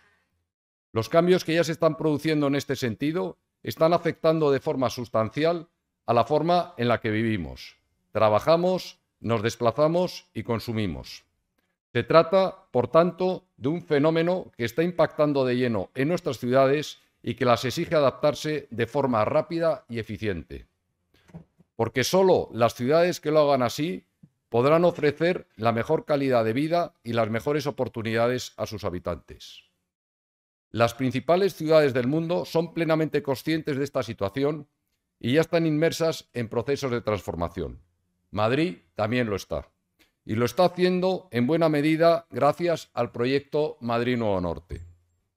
Porque esta gran actuación urbanística, que va a regenerar más de 3 millones de metros cuadrados de suelo infrautilizados en el norte de Madrid, supone la gran oportunidad que tiene nuestra ciudad para reinventarse y situarse en el grupo de ciudades mejor preparadas para afrontar el futuro. Así lo entendemos todos quienes, tanto desde la esfera de lo público como desde la iniciativa privada, impulsamos Madrid Nuevo Norte. Por eso, no lo abordamos como una simple actuación inmobiliaria, sino como un proyecto estratégico para la ciudad y para toda España. Como una actuación que tiene la capacidad de transformar Madrid y situarla como una verdadera ciudad del futuro y como el mejor modelo de ciudad inteligente y sostenible, marca España, que podemos exportar al mundo. Esta visión compartida es la que ha permitido articular este proyecto mediante un modelo de colaboración público-privado ejemplar, capaz de concitar el más amplio consenso social, institucional y político. Un consenso al que acaba de sumarse el refrendo de la justicia, que acaba de avalar de forma contundente el planeamiento urbanístico de Madrid Nuevo Norte, desestimando los 9 recursos que se interpusieron contra su aprobación definitiva de marzo del año 2020. Por lo tanto, y tras más de 30 años desde que esta actuación se concibiera, hoy por fin contamos con todos los instrumentos necesarios para poder arrancar las obras de urbanización y poner en marcha este Madrid del futuro. Me van a permitir que entre un poco más en el detalle de lo que esta actuación va a significar. Quiero destacar dos elementos del proyecto como los que concentran principalmente este gran potencial transformador. El gran centro de negocios que se va a levantar en el entorno de la estación de Chamartín y las infraestructuras estratégicas que se van a construir. Respecto al primero de ellos, Madrid Nuevo Norte ha configurado un gran espacio destinado a la actividad terciaria con el objetivo de atraer las actividades económicas más avanzadas a nuestra ciudad, permitiendo que Madrid pueda competir con las principales capitales europeas a la hora de atraer inversiones, empresas y talento. Para ello, hemos concebido un centro de negocios a gran escala, pero diferente a los que se han venido haciendo en las últimas décadas. Frente al clásico modelo de distrito central de negocios anglosajón, en el que solo hay oficinas, nosotros hemos diseñado un espacio en el que las oficinas más modernas compartirán espacio con una gran oferta de vivienda de precio asequible, con un comercio de proximidad y con zonas verdes de mucha calidad. Se creará así un espacio urbano vibrante y con vida todos los días de la semana y a todas las horas del día. Todo ello con una accesibilidad única en transporte público y a menos de 15 minutos del aeropuerto. En este sentido, creo que podemos decir, sin temor a equivocarnos, que Madrid contará con el distrito de negocios más moderno, sostenible y accesible de toda Europa. Pero si por algo está llamada a trascender este proyecto es por las infraestructuras claves que va a aportar, no solo a la ciudad, sino a toda la región y al conjunto de España. Me refiero a infraestructuras tan determinantes como la nueva estación de Chamartín, que se va a convertir en un emblema arquitectónico de la ciudad y en la principal infraestructura ferroviaria del país, clave para la expansión de la alta velocidad española. Con la estación como punto neurálgico de toda la estrategia de movilidad, también se van a crear dos nuevos intercambiadores multimodales de transporte público y una nueva línea de metro, que será la primera totalmente automatizada del país.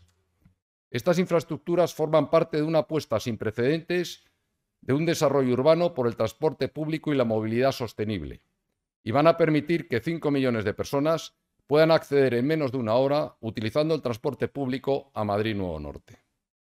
De esta forma, el transporte público no solo va a contribuir a romper barreras físicas de la ciudad, sino también sociales, haciendo que las oportunidades que se van a generar en Madrid Nuevo Norte sean accesibles a todos los madrileños, independientemente de dónde residan. La movilidad también se va a ver mejorada gracias a otras actuaciones muy importantes, como son la remodelación de los dos principales nudos de tráfico del norte de Madrid y la construcción de 5 puentes y 2 túneles que van a solucionar las ineficiencias que ha ocasionado la histórica brecha que suponen las vías del tren en esta parte de la ciudad. Precisamente, las playas de vías al norte y al sur de la estación de Chamartín van a ser objeto de la mayor obra de ingeniería civil que se va a acometer en esta ciudad y que con toda seguridad va a suponer el mejor reflejo del poder transformador de este proyecto. Sobre ellas va a ejecutarse un enorme cubrimiento sobre el que se instalará el futuro parque central de centro de negocios, convirtiendo lo que hoy es una infraestructura ferroviaria que divide la ciudad en un espacio público de calidad para el encuentro y el disfrute de todos los ciudadanos.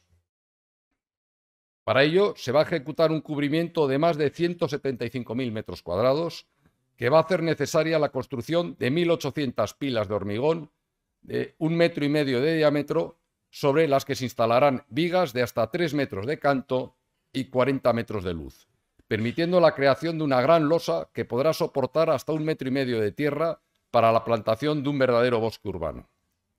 Estas colosales obras comenzaron el año pasado y hasta este momento ya se han levantado 74 de estas pilas en la playa sur, en lo que ha supuesto el histórico arranque del proyecto Madrid Nuevo Norte. No puedo dejar de referirme a otra actuación de obra civil muy relevante, en este caso crítica para la eficiencia en la gestión de nuestro recurso más valioso, como va a ser la completa renovación de cerca de 13 kilómetros de las conducciones del canal de Isabel II, por donde llega a la ciudad el 80% del agua que bebemos. Creo que es importante hacer un pequeño inciso para explicarles que todas estas actuaciones de las que les estoy hablando no son simples intenciones, sino proyectos que ya están en fase de redacción, algunos en marcha como los que les he relatado y todos ellos con compromisos de ejecuciones reales. En este sentido, quiero poner en valor el plan de coordinación de ejecución de actuaciones singulares que firmamos el año pasado y que seguramente se haya convertido en el mejor ejemplo de colaboración público-privada que nunca se ha alcanzado en esta ciudad. Se trata de un documento en el que todas las administraciones y las empresas públicas implicadas, así como nosotros, nos hemos comprometido a desarrollar todas estas infraestructuras estratégicas en un plazo determinado y con un compromiso presupuestario. El papel de la ingeniería, como ven, va a ser determinante para la construcción de esta ciudad del futuro. Pero no solo va a serlo por estas grandes obras, sino que también va a ser clave a la hora de diseñar e implementar todas las innovaciones urbanas que Madrid Nuevo Norte va a poner en marcha con el objetivo de convertirse en una ciudad sostenible y neutra en carbono. Temas como el despliegue de una amplia infraestructura de datos, la instalación de redes distritales de climatización, la gestión integral del ciclo del agua o la construcción de una infraestructura verde para renaturalizar la ciudad y, cómo no, todo lo relacionado con los edificios y los materiales de construcción. Por citar solo algunos ejemplos, van a situarnos como una de las ciudades europeas más avanzadas en la carrera hacia la descarbonización. Todas estas actuaciones van a requerir de las mejores ideas y soluciones que los profesionales de la ingeniería sean capaces de aportar. For this reason, I would like to finish my intervention by inviting you all to follow the development of Madrid Nuevo Norte closely, because engineering is one of the key human activities for the progress of society, and because this project is a huge challenge and at the same time a huge opportunity not only to transform Madrid, but also to change the way our cities are designed and built, and therefore to highlight the best that each one of us can contribute to our future. We are counting on you. Thank you very much for your invitation, and I will be delighted to attend future events that you organize, to be able to update you on the progress of Madrid Nuevo Norte. Muchas gracias por haberme escuchado. Muchas gracias, Álvaro. Vamos a dar paso ahora a Agustín Delgado, director de Innovación y Sostenibilidad de Iberdrola. Muchas gracias. Great, thank you very much for having me here to give a presentation. So it's not going to be a very technical presentation this morning. It's going to be more a conceptual and a vision, and the vision that we are going to have. So the question I would like to raise here, it is about, do we really need to burn things to get our energy in the 21st century? Because we are burning things since we were like this man, right, to get our energy. And the truth it is that until the 16th century, the human being didn't need, well, we were used to use the force of our animals, the force of wind to move our ships, and to burn wood for our constructions of iron and so forth. But in the 16th century, there was a crisis in London. So the population has grown a lot, and people didn't have any more wood for heating. So they had to look for something else, and they found that coal was a good way to get energy. And from that, well, we invented the heat machine, and then it was oil, natural gas, and we came with all the development of the Industrial Revolution, with all the nice things that we have seen, the standard of living that we have today, but also the energy system that we have today. That is an energy system that is 80% fossil fuels and only 20% coming from renewables or nuclear electricity generation. And it's a system that we feel comfortable with because it has given us a lot of comfort and development. But as in the 16th century in London, I think it's in a crisis. And it's in a crisis because three reasons. Well, this is what I wanted to say. It is that sometimes it's like, okay, if it's working, don't touch it. But and we as engineers, sometimes we use this this paradigm. But the truth is, as I said, it's not working. And the reason for that is like three. First, the security of supply. The fossil fuel resources are not evenly shared along the globe. They are really uneven. And this is the size of the countries regarding their fossil fuel resources, in this case, the oil resource. So we have seen that security of supply with fossil fuels is not always a must or a given, right? So security of supply is one of the flaws of this energy system, and we have to fix it. The second is about the competitiveness. It's true that fossil fuels are very competitive when they're abundant, but we have seen many times, many years, that there are crises, and when this crisis appears, the cost of fossil fuels, technologies, and energy really increase a lot. And we are in one of these crises today, for example, with the energy cost have increased a lot, for example, in Europe or in some other countries. So we cannot count on the competitiveness of fossil fuels because the truth is that they are not behaving the same all the time. And last is about the environmental effects of this fossil fuel transformation. We have feel and have these effects in our life for many years. This is the same picture of north of Madrid that we have seen before. But this is a day in which we have high pollution here in Madrid. And this is what we are breathing many days here.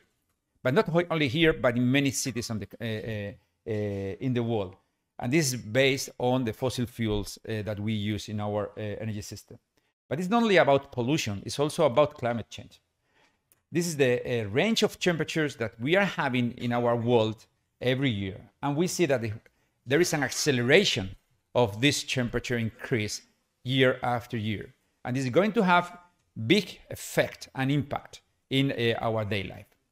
So, can we change this energy system? Do we have other sources of energy to change this energy system? And the truth, it is that I think we have. In just 1 hour, the Earth receives this amount of energy that we use as human in 1 year. Or if you want to have it in another way, with just 1% of the Sahara, we could provide enough energy for the whole energy needs that the human beings have. So the first question is, do we have another sources of energy instead of fossil fuel? It is yes, we have.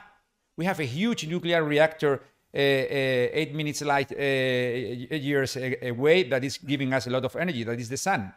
And then it converts this energy into radiation or wind or some others, right? So we have enough resource. So if we have enough resource, why are not we using this resource to convert it into energy that we can use? Do we have the technology to convert this resource into energy that we can use? And the answer, again, is yes. In the energy crisis in the 20th century, there were many programs, R&D programs that were devoted to create a new technology that could somehow remove this dependency on fossil fuels. And it was about PV, it was about wind, it was about geothermal, it was about wave energy, it was about nuclear, it was about many things. And I would like to talk here about two technologies that looks like they have success a lot. First is about photovoltaics. So 50 years ago, 60 years ago, we had photovoltaics. Well, Einstein described this effect more than 100 years ago, but for the NASA missions, the technology was developed so the astronauts could have energy in the space. After that, the technology went to isolated systems that need energy, and then little by little, they were incorporated in our power system.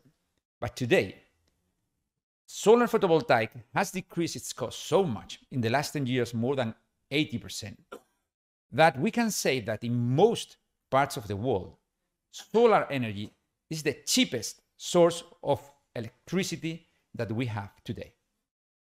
in most parts of the world, solar energy is the cheapest source of electricity that we have today. And this is the reason why the exponential growth of photovoltaic is all around the world. But it is not that today is the cheapest source. It is that the increase in R&D projects and innovation, because this is a global industry today with a lot of billions of euros on it, it means that the cost will keep decreasing and the efficiencies will keep increasing. So we can say very easily that solar energy will be the cheapest source. It is today in most parts of the world, but it's going to decrease its cost. So we have one technology that can convert this in huge resource that is solar into power. And then we have wind. The story of wind is similar. The cost decrease is not so huge, but it has been very strong. And today, wind is the second cheapest source of electricity that we have in the world, in many places. I'm not talking about those places we have that have a lot of coal or whatever, but in many places, wind is the second cheapest source of electricity. For sure, here in Spain, in Portugal, in most places of Europe, many places. But the point it is that most of the day, wind is the cheapest source of electricity when the sun is not shining. And if you combine those two with hydro, that is also very important and very flexible in our systems, we have a deck of 3 cards that we can play to have a stable and a quality of supply of power system based on renewables. This means, for example, that here in Spain, in 2030, in 7 years' time, 75% of our electricity will come from sun, wind, and water. 75%. The rest will be nuclear and some part of natural gas. So we can say easily that the power system can be decarbonized with the renewable resources. It's true that to bring this power to these places like Madrid, in which we consume the energy, we need to build power infrastructures. So the investments in power infrastructure is going to be very high. But the good news about that, it is that as these assets are going to last like 50, 60, or 70 years, the cost for the final consumer because of the building of these assets is going to be like 1.5 euros per megawatt hour or 3 euros per megawatt hour. This is very small compared to the reduction in cost that renewables bring to the consumer. So we can say that together, the building of the infrastructure plus the competitiveness of the technology is going to give savings to the customers.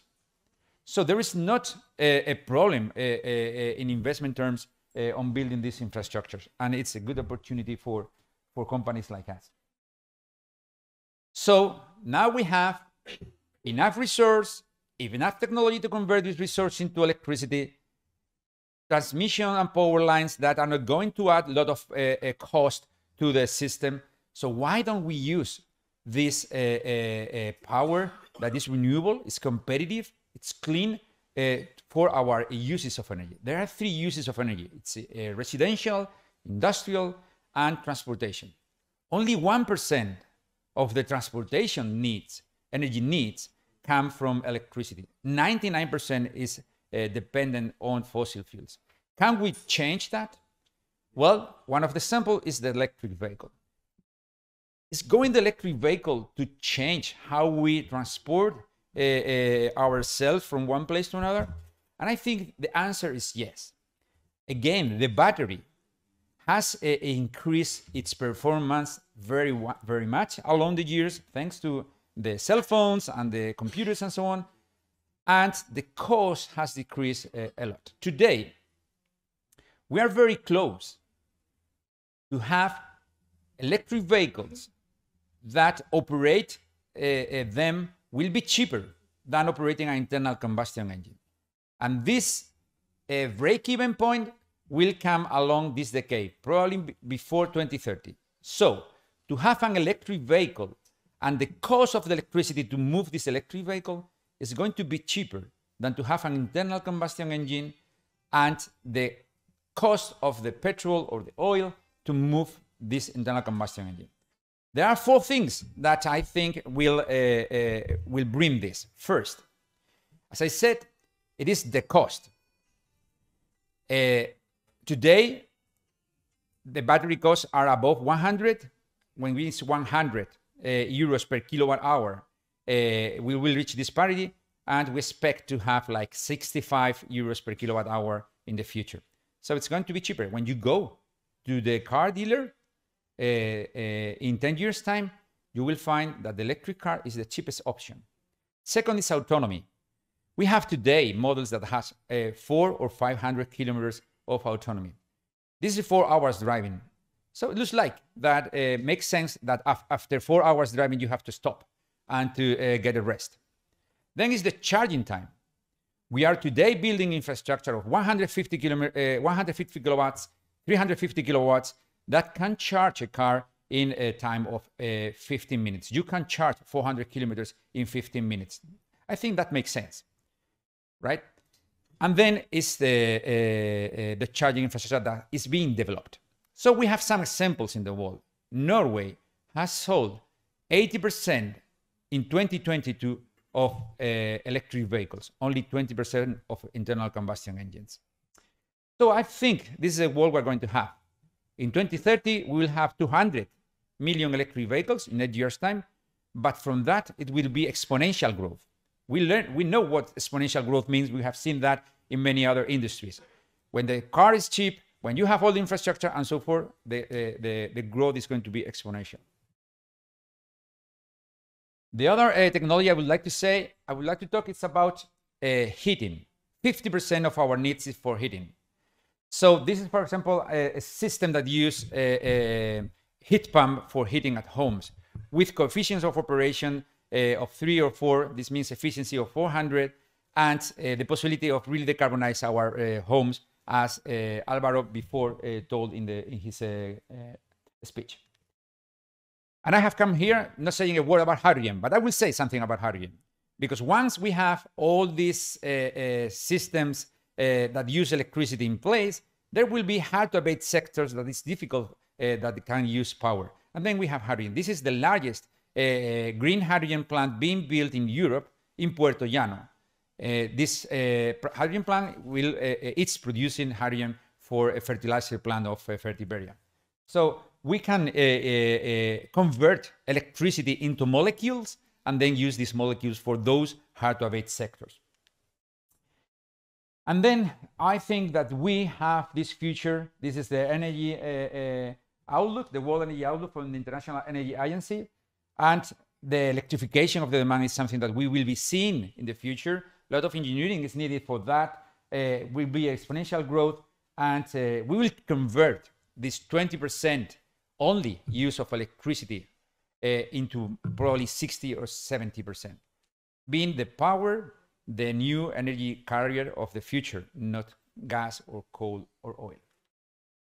So just finishing my intervention, this was an utility company. This is the Iberdrola. What we did in 2020, in 2000 at the beginning of the year. This is what we are doing today: infrastructure, offshore wind, photovoltaic, pumping hydro, batteries, hydrogen, and so forth. And this is what our company wants to do in 2030. We are going to expand our portfolio of products, giving solutions, not only in the generation side, not only in the network side, but also in the demand side. And we are going to give our customers the possibility to decarbonize their processes, their houses, their transportation with this new energy that is abundant and cheap. So hopefully in the future, we will not be burning things to get our energy, but we will use it in a smarter way. Thank you very much. Muchas gracias, Agustín. Voy a llamar ahora a Pedro Tomei, director general de la Fundación AON España.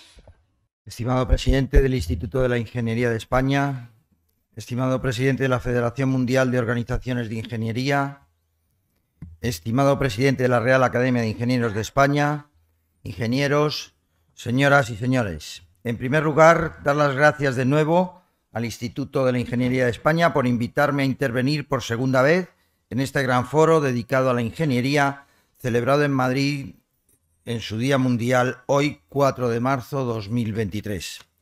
El pasado jueves 2 de marzo me referí en mi intervención a los grandes retos para la prevención de desastres.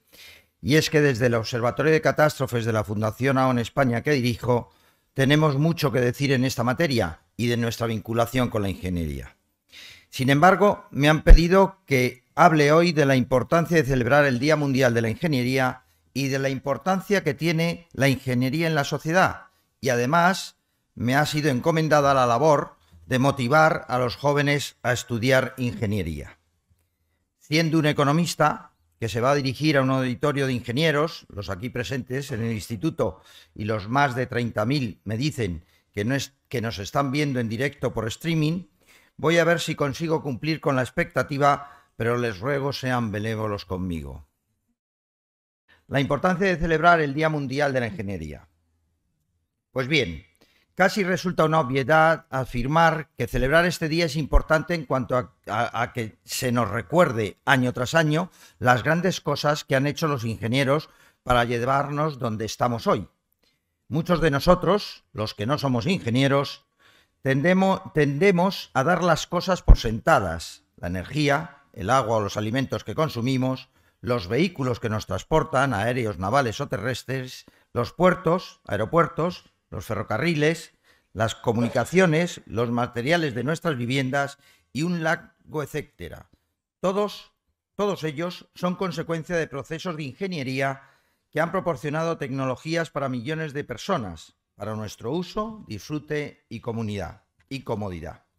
Y es que, aunque el trabajo de los ingenieros es sostenible, inclusivo y centrado en el progreso y el bienestar de las personas.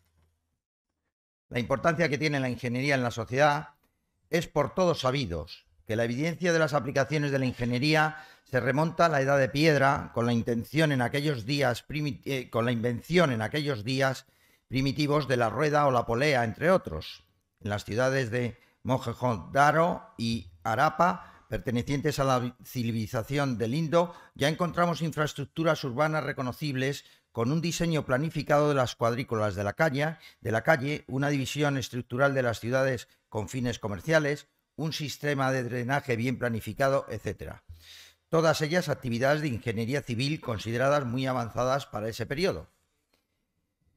Las pirámides de Egipto, la Gran Muralla de China, el Taj Mahal son maravillas de la ingeniería civil. También los griegos fabricaron máquinas para fines civiles, militares y comerciales. En fin, las creaciones y contribuciones de la ingeniería a lo largo de la historia son innumerables y no se puede resumir en pocas palabras. Como dijo James Kip Finch, el ingeniero ha sido y es un hacedor de la historia. Y yo añado a su afirmación que su objetivo principal siempre ha sido y es beneficiar a la humanidad, facilitándonos a todos la vida. La ingeniería siempre se ha esforzado y seguirá esforzándose por elevar nuestro nivel de vida a través de desarrollos sostenibles y considerando todas las condiciones para proteger el medio ambiente y los ecosistemas. Y vivimos tiempos en los que el medio ambiente está siendo gravemente amenazado y supone un gran reto el seguir protegiéndolo, así como supone otro gran reto el proteger de las amenazas climatológicas a las personas y sus bienes. La sociedad actual, que está sufriendo las consecuencias de las guerras, de las catástrofes naturales, que cada vez son más frecuentes e intensas, de pandemias, del cambio climático, por ejemplo, la pandemia COVID-19 llevó a la humanidad al colapso y puso de manifiesto, entre otras cosas, que la fuerza de la naturaleza es capaz de arrasar y devastar entornos, ciudades y personas. Ya dijo Francis Bacon que el control de los humanos sobre las cosas dependía del conocimiento acumulado sobre el modo en el que funcionaba la naturaleza, puesto que sólo se podía mandar sobre ella obedeciéndola. El conocimiento de las leyes de la naturaleza que rigen el universo ha posibilitado históricamente el control de los procesos naturales mediante la tecnología. Estos avances en el conocimiento científico que permitieron el propio desarrollo de la ingeniería se hacen hoy más necesarios y urgentes para poder cumplir los Objetivos de Desarrollo Sostenible de la Agenda 2030 de Naciones Unidas. En la última cumbre del clima, la COP27 de Egipto, se resaltó el poder de la ingeniería y la ciencia para encontrar soluciones a las crisis climáticas y se animó a los ingenieros de todo el mundo a diseñar y construir infraestructuras con materiales ecológicos utilizando las últimas y más nuevas tecnologías, descarbonizar la cadena de valor e integrar servicios y productos neutros en carbono. La climatología es una de las crisis a las que se está enfrentando la sociedad hoy, pero la humanidad ha sufrido diferentes crisis a lo largo de la historia. Cada evento llegaba con sus propias características y muchos de ellos cambiaban significativamente el mundo, obligando a los ingenieros, en su misión de buscar soluciones, a crear conocimiento y tecnología para convivir con las nuevas circunstancias y a rectificar o redirigir nuestras conductas con el objetivo de conseguir no solo nuestra seguridad y resiliencia, sino nuestra propia supervivencia. Y en este proceso de transformación continua hacia el bienestar, la seguridad y la resiliencia de la sociedad ha tenido y tiene mucho papel la ingeniería, así como en la fase de recuperación y en ese reconstruir mejor de lo que estaba. El ingeniero aprende del pasado para reconstruir el futuro. Esto es algo que se ve muy claramente si nos fijamos en la relación de la ingeniería con el seguro, campo en el que por mi experiencia profesional estoy muy familiarizado. Las aseguradoras necesitan ingenieros porque sois vosotros los que les permitís evaluar el riesgo a los que se enfrentan. Por ejemplo, asegurar una infraestructura o una determinada maquinaria. Asimismo, los ingenieros sois esenciales a la hora de realizar valoraciones cuando se producen daños sobre esas infraestructuras o cualquier bien asegurado.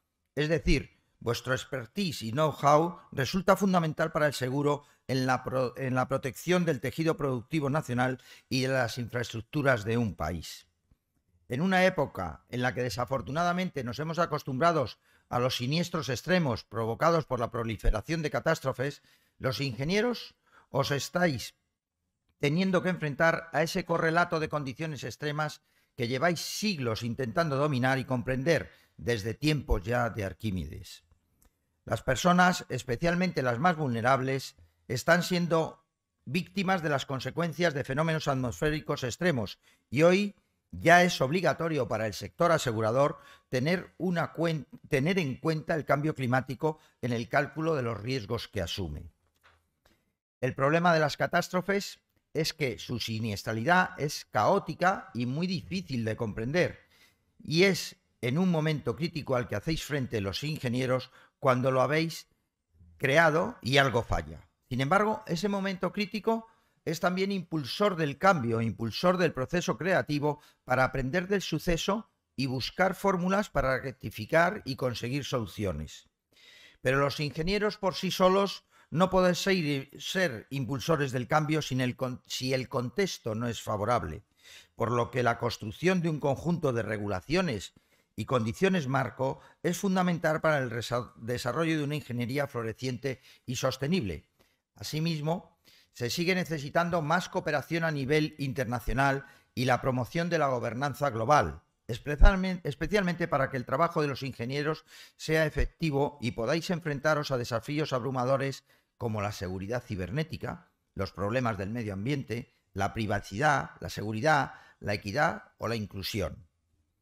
Ahora más que nunca, ingenieros, científicos, sociedad civil y gobiernos deben aliarse y hacer un esfuerzo conjunto para maximizar los beneficios de las nuevas tecnologías sobre la sociedad. Y ya llego a la parte en la que he de motivar a los jóvenes a estudiar ingeniería. La ingeniería en su conjunto se define como el punto donde las ciencias puras y sociales convergen para el desarrollo de la sociedad de diferentes maneras para construir un mundo mejor y para planificar un futuro sostenible. Y creo que ser partícipes de esa construcción de un mundo mejor y ser agentes del cambio hacia un futuro más sostenible debería ser suficiente motivación para nuestros jóvenes.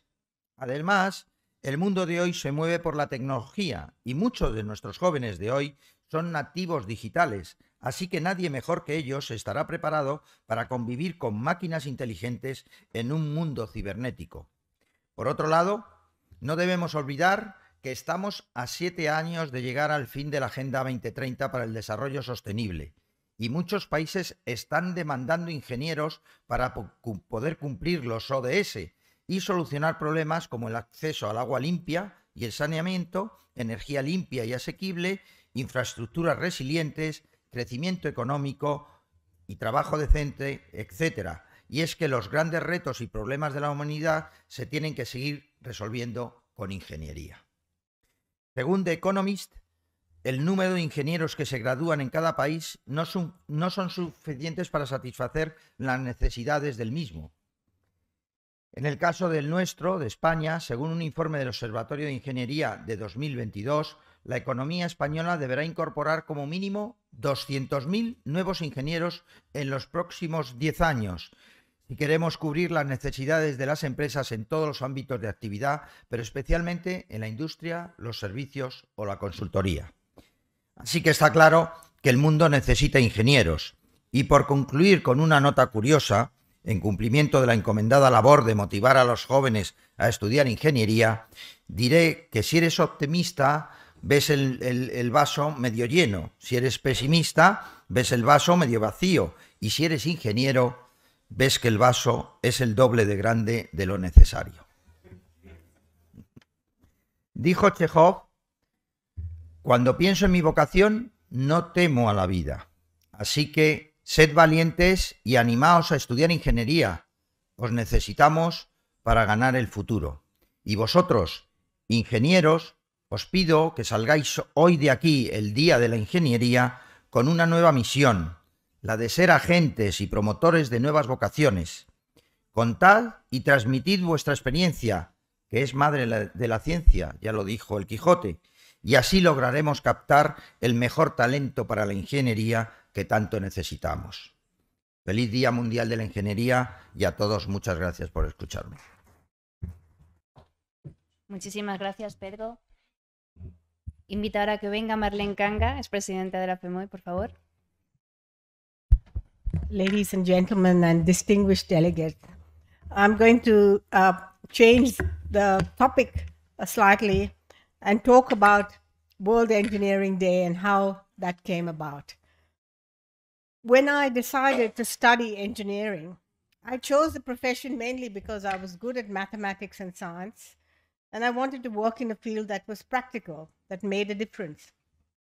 It took me some time to realize that engineering and engineers have a tremendous impact on our world. Quite simply, engineering is everywhere. Look around you. This beautiful building involves civil engineering. The electronics, lighting, heating in this room involves electrical engineering.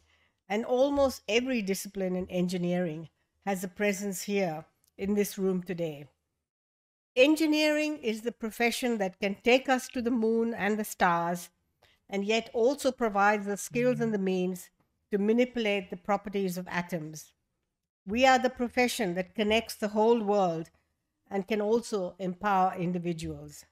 We are the profession that can tackle the effects of climate change and also power the world, clean our water, save our lives, entertain us, create entirely new forms of intelligence, grow more food with less space, help us live longer and better lives, and of course, build the world's most sustainable cities, and much more. Yet few in the broader community, especially young people, boys and girls, understand the power of engineering. Engineering is the foundation of our modern society. It helped us to evolve from the caveman and the earliest use of stone tools, including the burning of fuels, to developing the space vehicles that can take us to the moon and back. Engineering is, of course, essential to solve future global problems and potentially also intergalactic and space challenges.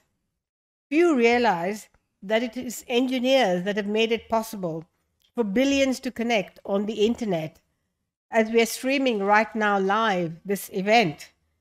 And it's engineers who have created the smartphones that none of us can live without. Most in the community take the results of engineering for granted. They use our creations, but they don't know where they came from or who made it happen. Part of the reason, of course, is that we engineers aren't very good at articulating the impact that we have on society. That's a problem when young people are considering career choices. They rarely see a celebration of engineering. They might read about a disaster like a bridge collapsing, a negative impression of engineering. So World Engineering Day provides an invaluable opportunity to talk about these aspects, the positive aspects and contribution of engineering, and engage the community in the work that we do. World Engineering Day for Sustainable Development is an important way that we as engineers can tell our story individually and collectively and change the narrative. The UN General Assembly adopted its Resolution 70/1 in September 2015, announcing the 2030 Agenda for Sustainable Development and the 17 Sustainable Development Goals. At the World Federation of Engineering Organizations, we recognize the global importance of engineers in achieving these goals. 4th March is the founding day of the Federation. In 2018, as part of our 50th anniversary celebrations, we decided also to get recognition for engineers and engineering.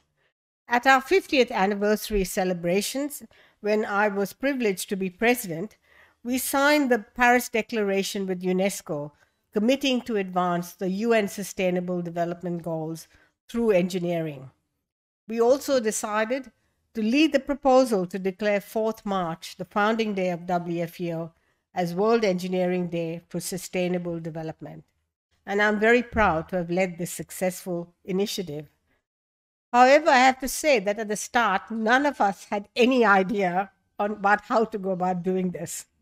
We obtained some bits of information from UNESCO and from the science sector that had declared several different international days for science. But to date, there was no International Day for Engineering.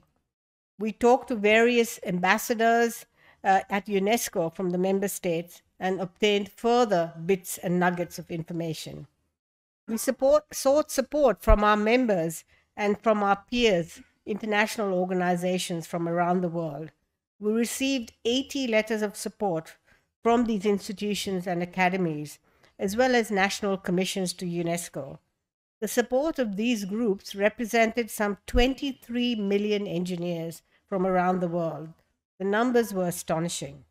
However, we soon realized the key was to get the UNESCO member states to put this matter on the agenda of the executive board as the first step. And we also needed member states from every continent to come together to do this. We had no idea. I could not fly around the world in 40 days. But after exhaustive lobbying, 40 nations came together and requested the UNESCO Executive Board to review the proposal and recommend it to the UNESCO General Assembly. My sincere thanks to many nations that supported us and who are members of the Federation, especially China, Nigeria, the United Kingdom, France, and many nations in Africa. We couldn't have done it without you. The UNESCO member states went on to formally and unanimously approve World Engineering Day for Sustainable Development on 4th March at their meeting on the 19th of November 2019. And it came just the day before the opening of the WFEO World Engineers Convention 2019 in Melbourne, where this decision was announced. This is a tremendous achievement for both the profession and WFEO. It was a remarkable journey with many twists and turns, but it was a collective endeavor by so many leaders at WFEO that brought us to this successful conclusion. The role of engineers in engineering is now widely recognized through World Engineering Day for Sustainable Development. This day is all about promoting engineering as a career and explaining how it provides an opportunity to change the world for better. There's a great deal that we need to do for the world, especially to achieve the UN Sustainable Development Goals and ensure that everyone has access to clean water, sanitation, reliable energy, and other basic human needs. And we also need to deal with the impacts of climate change, environmental issues, our growing cities, and the challenges of new technologies such as artificial intelligence.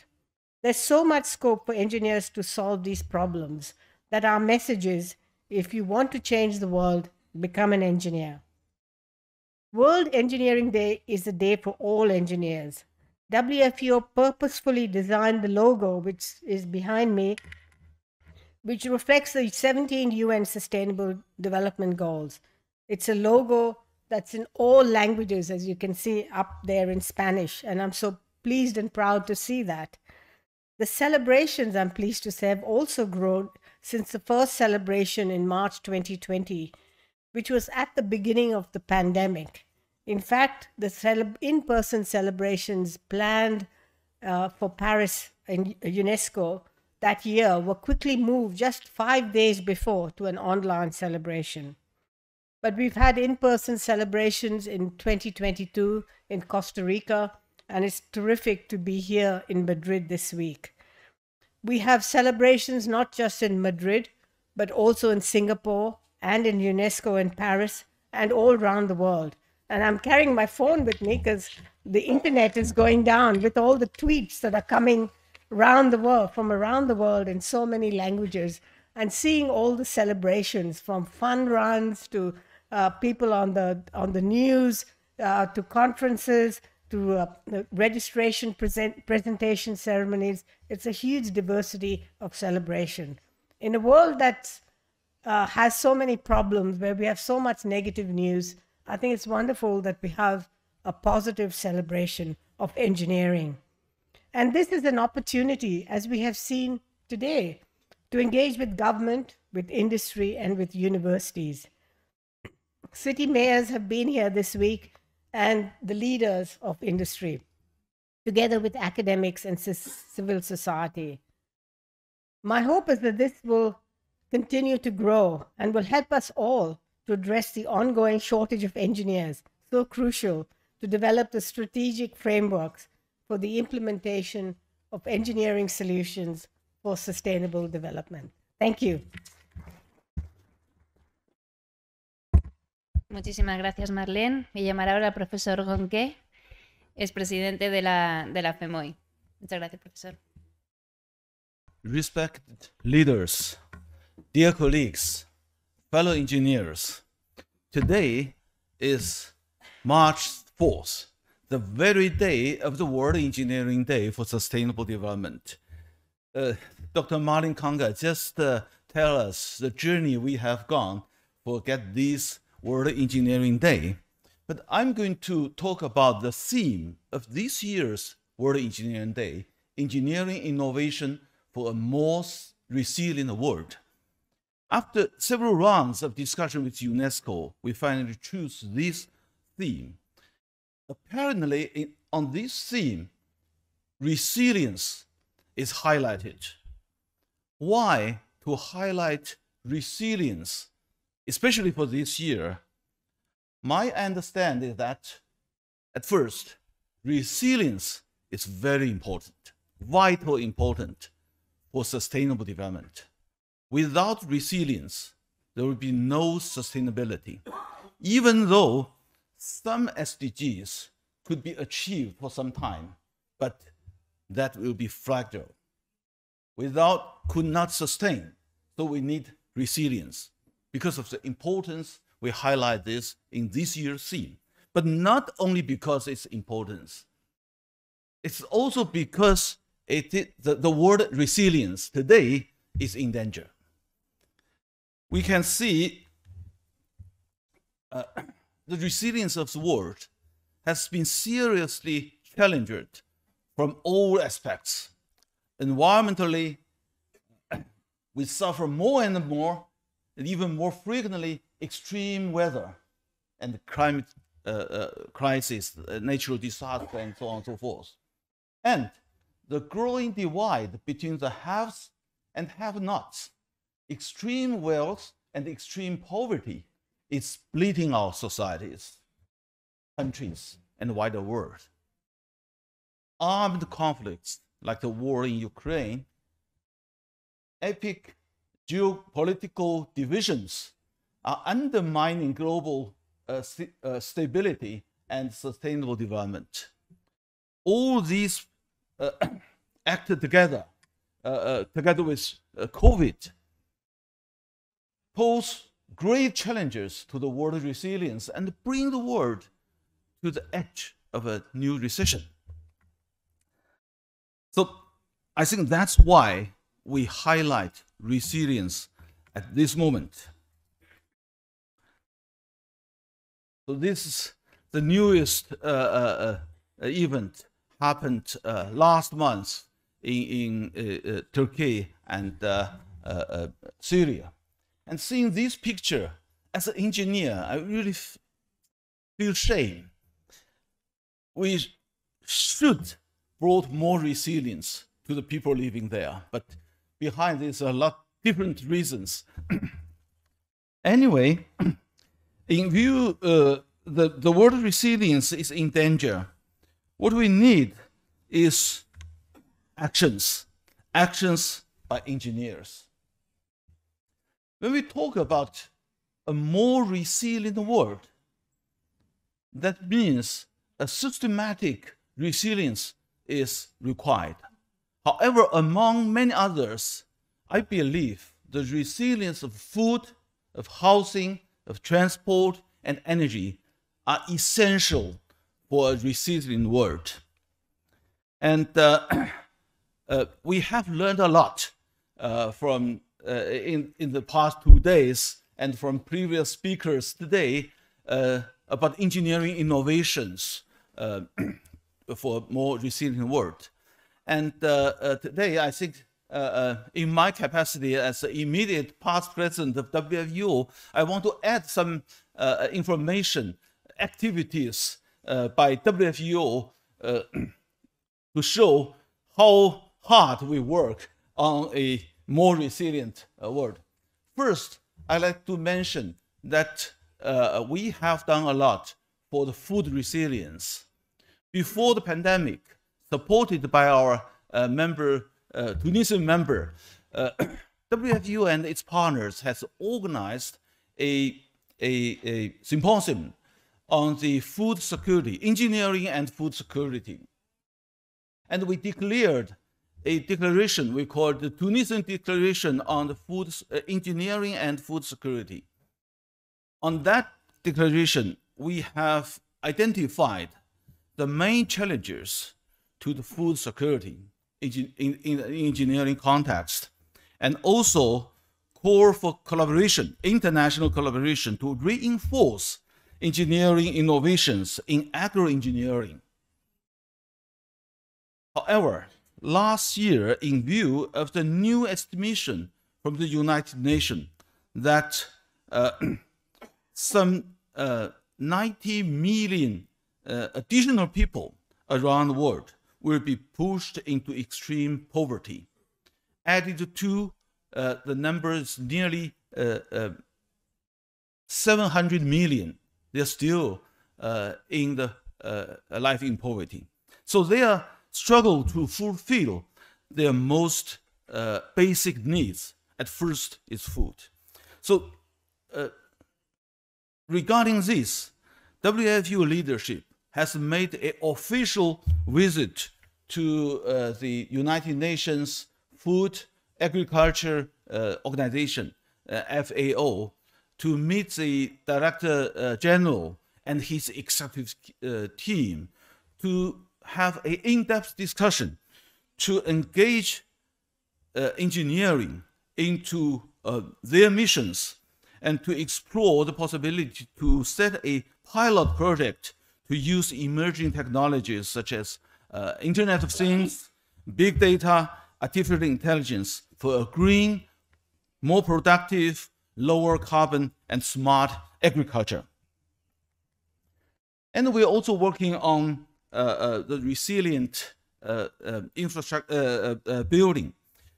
We had, before the pandemic, we had another world forum. We call it the World Construction Forum to address the challenges to buildings and another infrastructure's resilience, and to exchange good practices from different parts of the world and the lessons learned.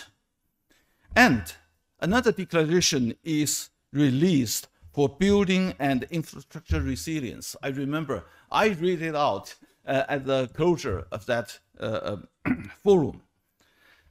And you see another picture with Ms. He, who has given a talk on the first day, talking about female architects, their contribution to our world.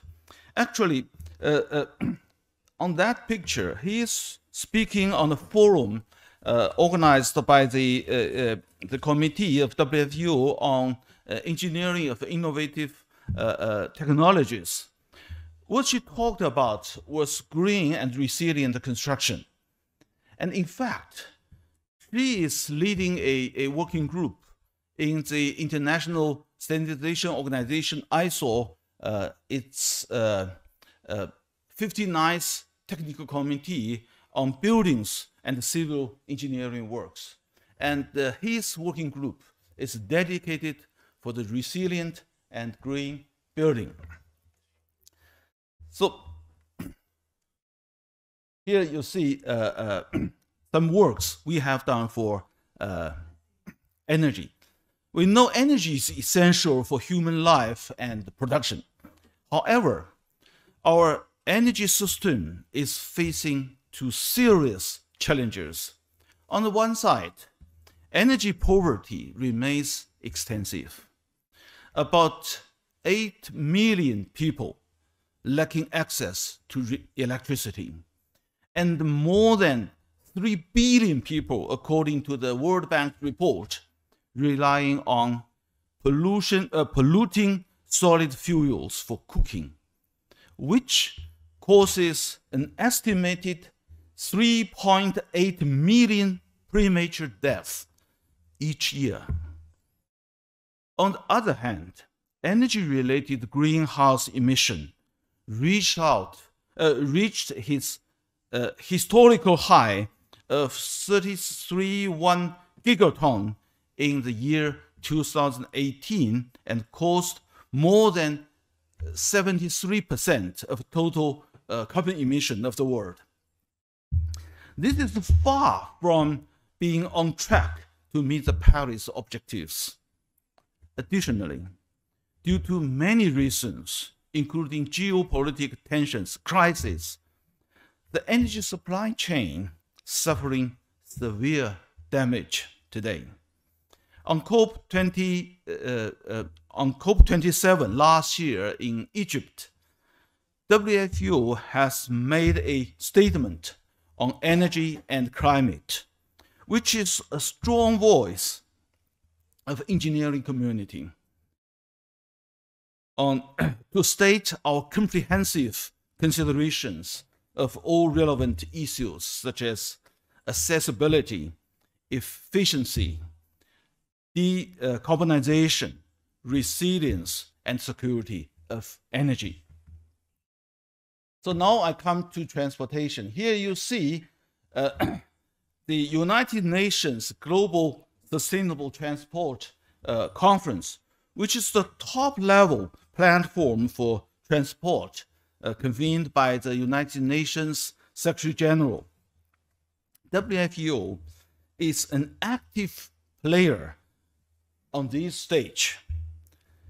In the year 2021, the third edition of the conference, every 3 years there's a conference on sustainable transport, with the theme of sustainable transport, sustainable development, has been successfully held in a hybrid format because of the COVID. In the opening ceremony, the United Nations Secretary General Antonio Guterres stressed that the next 9 years, that means until 2030, must see a global shift towards renewable energy. Sustainable transport is central to that transformation. Together with United Nations Department of Economic and Social Affairs, UNDESA we call it shortly, WFEO has organized the Science, Technology, Innovation session on sustainable transport on that Congress. And you see, I'm chairing that session, and Antonio Guterres has made the address at the opening. So on that session, we have stressed the importance of adopting digital technology for sustainable transport. And we stressed also the crucial role of engineering and engineers for resilient, efficient, accessible, and decarbonized transportation. So talking about just some activities of WFEO, because of the time, the limitation of the time, I call you to have a visit to our website, and very easy, www.wfeo.org organization. So you'll find in the cover page, there's a column for Sustainable Development Goals. If you click that, you can see all our activities are aligned with Sustainable Development Goals and ordered by time. The recent year, the last year, and so on and so forth, what we have worked on. So here again, we see the Sustainable Development Goals. They are beauty goals, good goals, but we need to turn these goals into reality. That is in the hand of our engineers. So we should turn this by actions. But when we talk about action, I think I would like to mention three imperatives or three musts for us to act in implementing the SDGs and for carrying out engineering innovation for a more resilient world. The first I'd like to mention with a big C, does not stand for China, even though China is also important for sustainable development. That stands for capacity.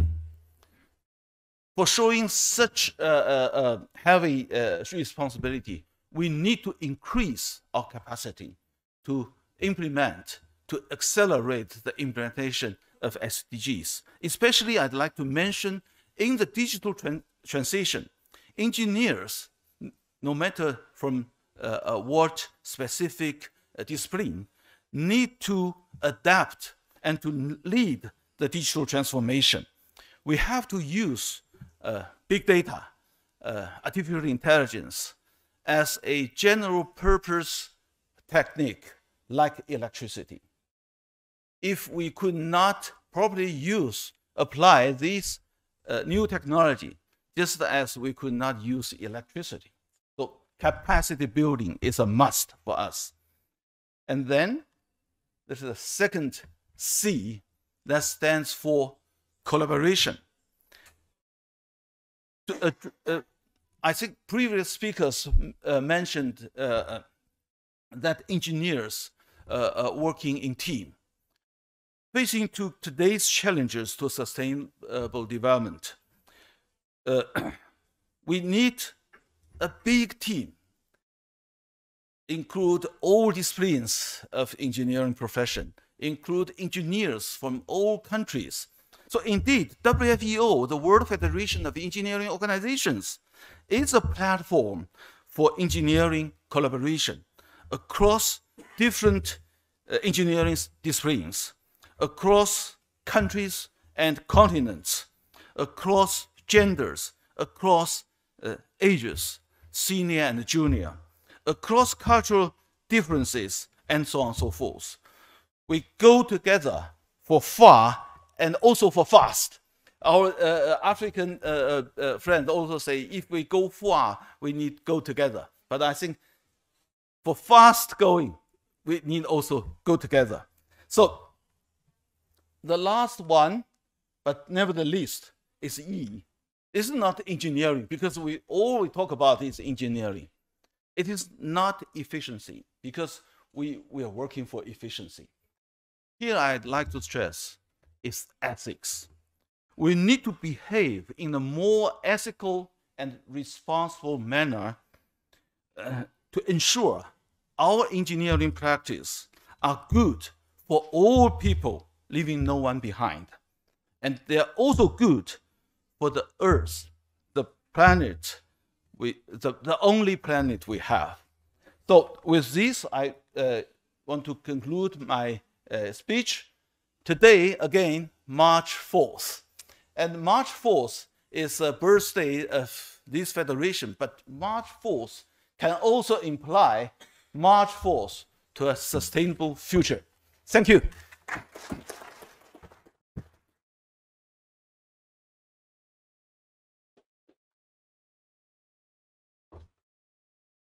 Muchísimas gracias a todos los ponentes. Con esto hemos finalizado esta mesa. Por favor, demos un fuerte aplauso.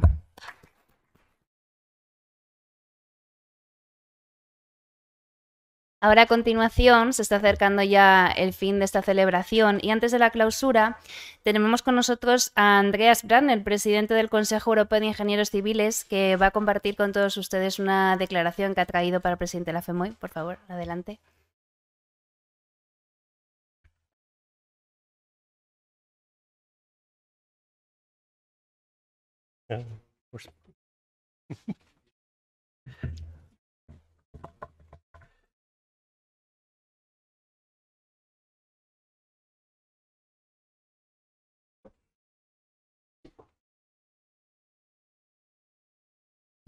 So, dear President José from the Instituto de Ingeniería de España, Presidente José Vieira from the WFEO, I want to thank you once more for the opportunity you gave us to bring the attention to our joint 3S approach on buildings to the attendees of this outstanding event you organized the last 3 days.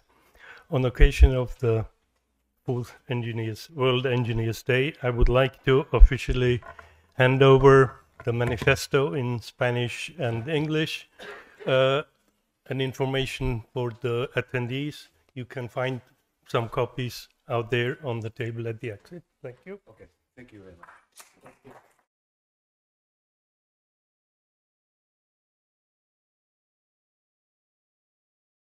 Okay, now before the closing session, we will have here a new declaration, the Madrid Declaration for this World Engineering Day. And for that, I invite Professor Gunnar to come to the stage and read this declaration. And afterwards, he will invite the immediate past president of WFO, the president of WFO, and the president-elect of the WFO to sign this declaration. Thank you, Gunnar.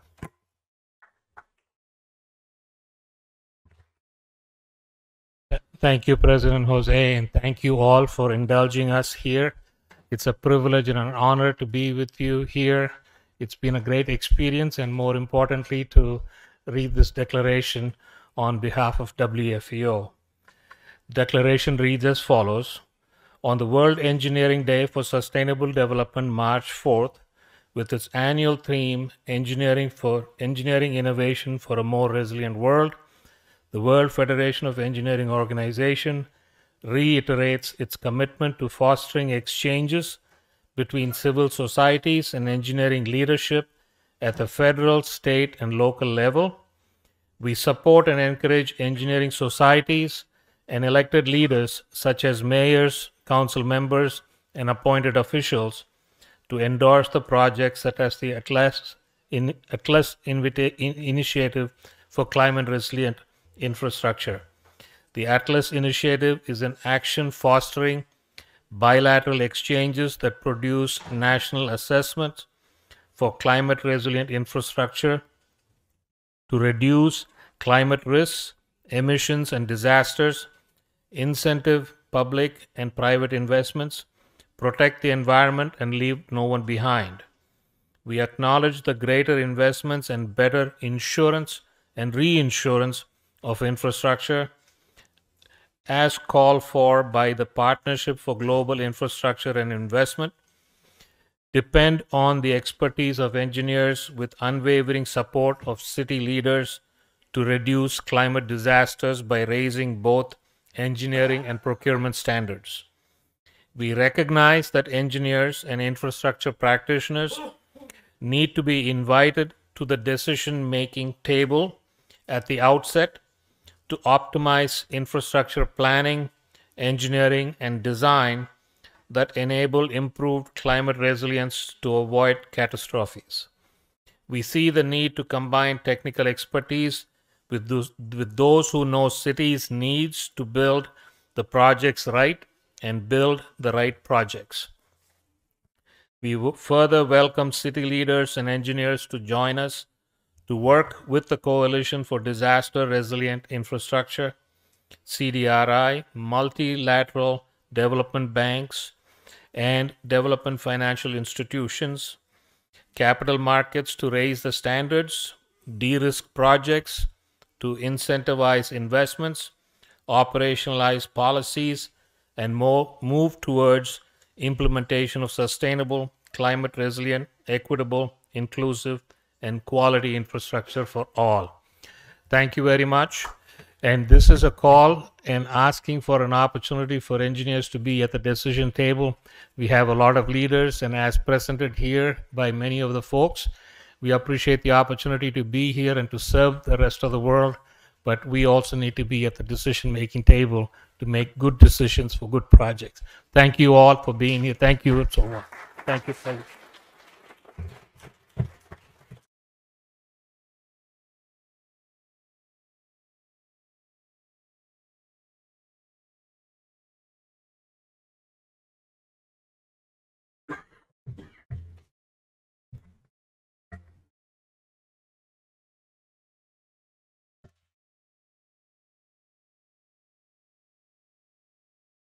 Yeah.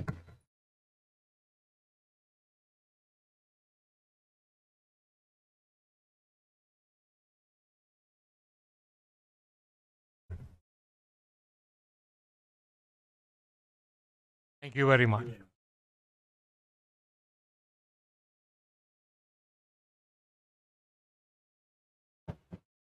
Well, and now the end is near. I will not sing about that. But as I start the meeting, I will give the floor to the President-elect to close this session. So, Mustafa Sheu, the floor is yours. Thank you very much. Well, thank you very much, President Jose Vera. My understanding of the task assigned to me is to probably give a general thank you to all the participants and then a summary of what has taken place this morning. So first of all, let me give my sincere appreciation to the President of WFU, Professor Joseph Vieira, who has made it possible for all of us to be here and whose decision it is for us to be here in Madrid. And let me also thank the host, Professor Jose Regueros, exactly the host of the Engineering Institution of Spain, for hosting us so very well. For me, this is the first time I'm in Madrid, and honestly, I have a very good story to tell when I get back home. And I will encourage other people also to come to Madrid so that they will see and experience what I have experienced. I also want to thank the past presidents of the WFU, Professor Gonke, who is very much with us throughout this dinner, though he's also part of the executive board in his position as immediate past president. And also our indefatigable and ebullient past president, Dr. Malin Kanga, who is very much with us every time, almost in everything that is relating to WFU. Malin is always very much around. We thank you very much, Madam. And let me also acknowledge the fact that the issue of this World Engineering Day actually started with her. And she is the brain behind what we are witnessing today. So we really have to acknowledge all the good work she has done and the contribution she has done to the global engineering family. I cannot skip the Executive Vice Presidents, Ashok Basa and Seng Chuan Tan, who are also very much around throughout this program, as well as the Executive Council members of WFU. We have national members here. We have international members here, President of Federation of African Engineering Organizations, Federation of Engineering Institutions of the Asia and Pacific, Federation of the Engineering Institutions in Europe, Federation of Arab Engineers. They are all here with us throughout these 4 days of rigorous discussions. And all the engineers from Spain also. And let me also give a special thanks to my daughter who has been throughout here, Annabelle Nathaniel Matalanga. She has given us support, and she has been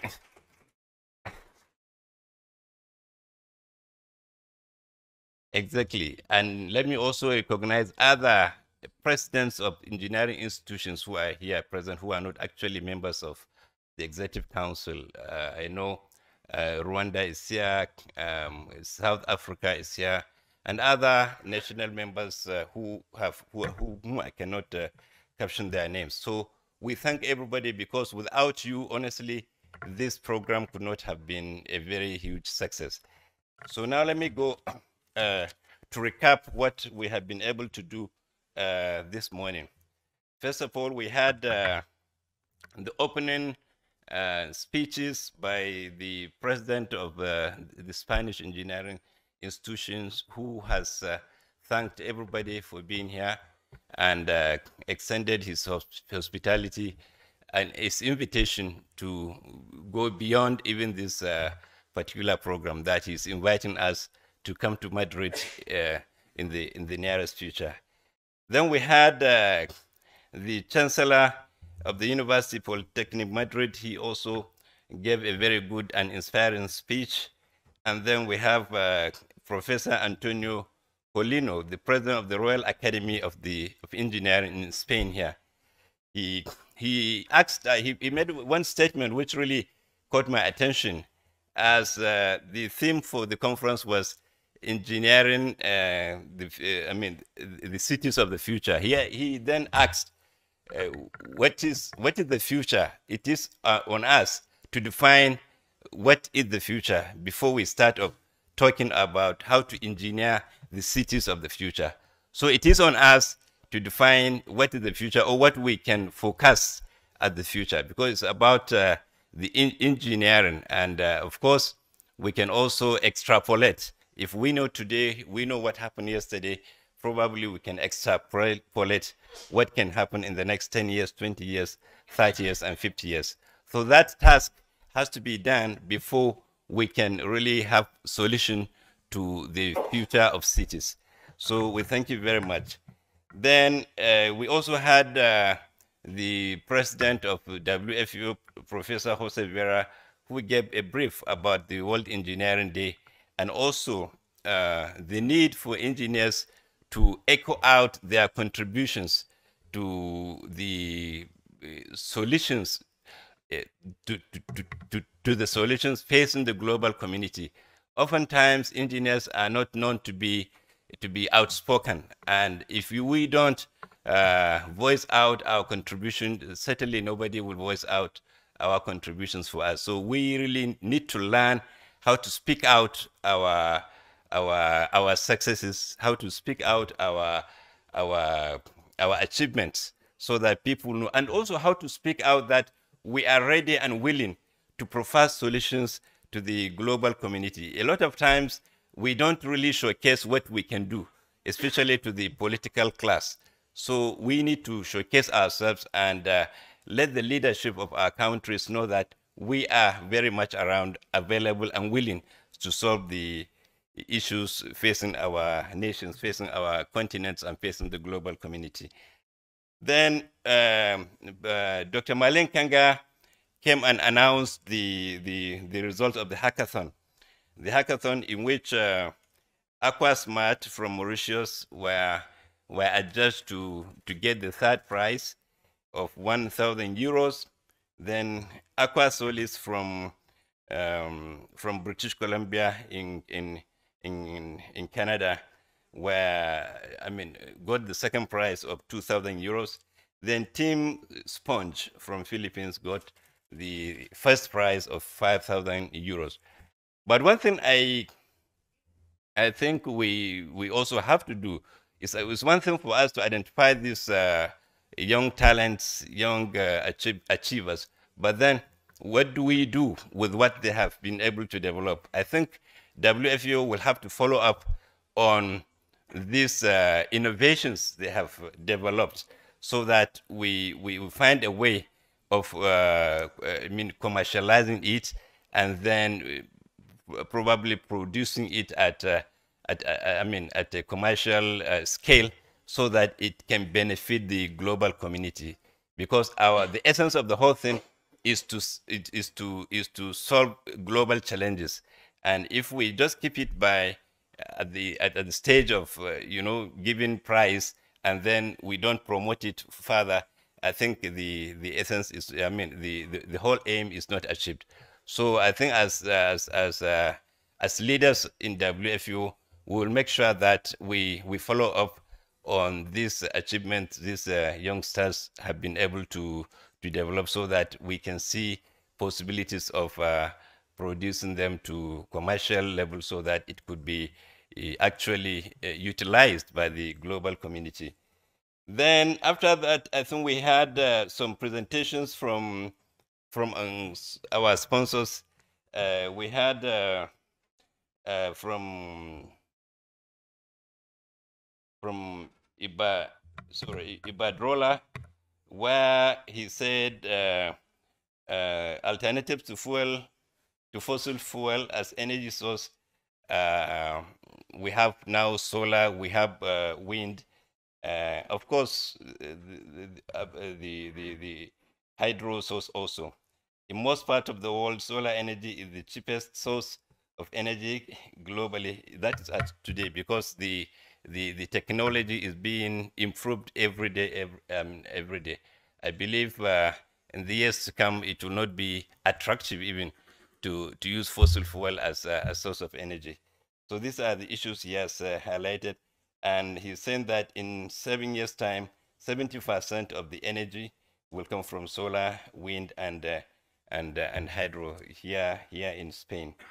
Then he's also saying that in 10 years' time, electric cars will be much cheaper than the conventional cars, while in the future we shall not be burning wood to get energy, but we shall get it through a smarter way.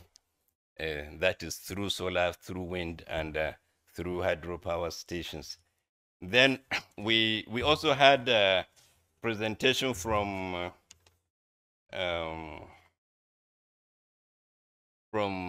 Pedro Tomi Gomez, who is from AON, who was actually charged to give a motivation speech to the younger engineers. And he said it vividly that it's enough a motivation to know that engineering is the vehicle to solving global problems. And there are so many opportunities for engineers because of the fact that there is no one country in the world today that is adequately engineered in the sense. So we need a lot of engineers in almost every country. Of course, this deficit varies from one country to another, but still it's a generic problem.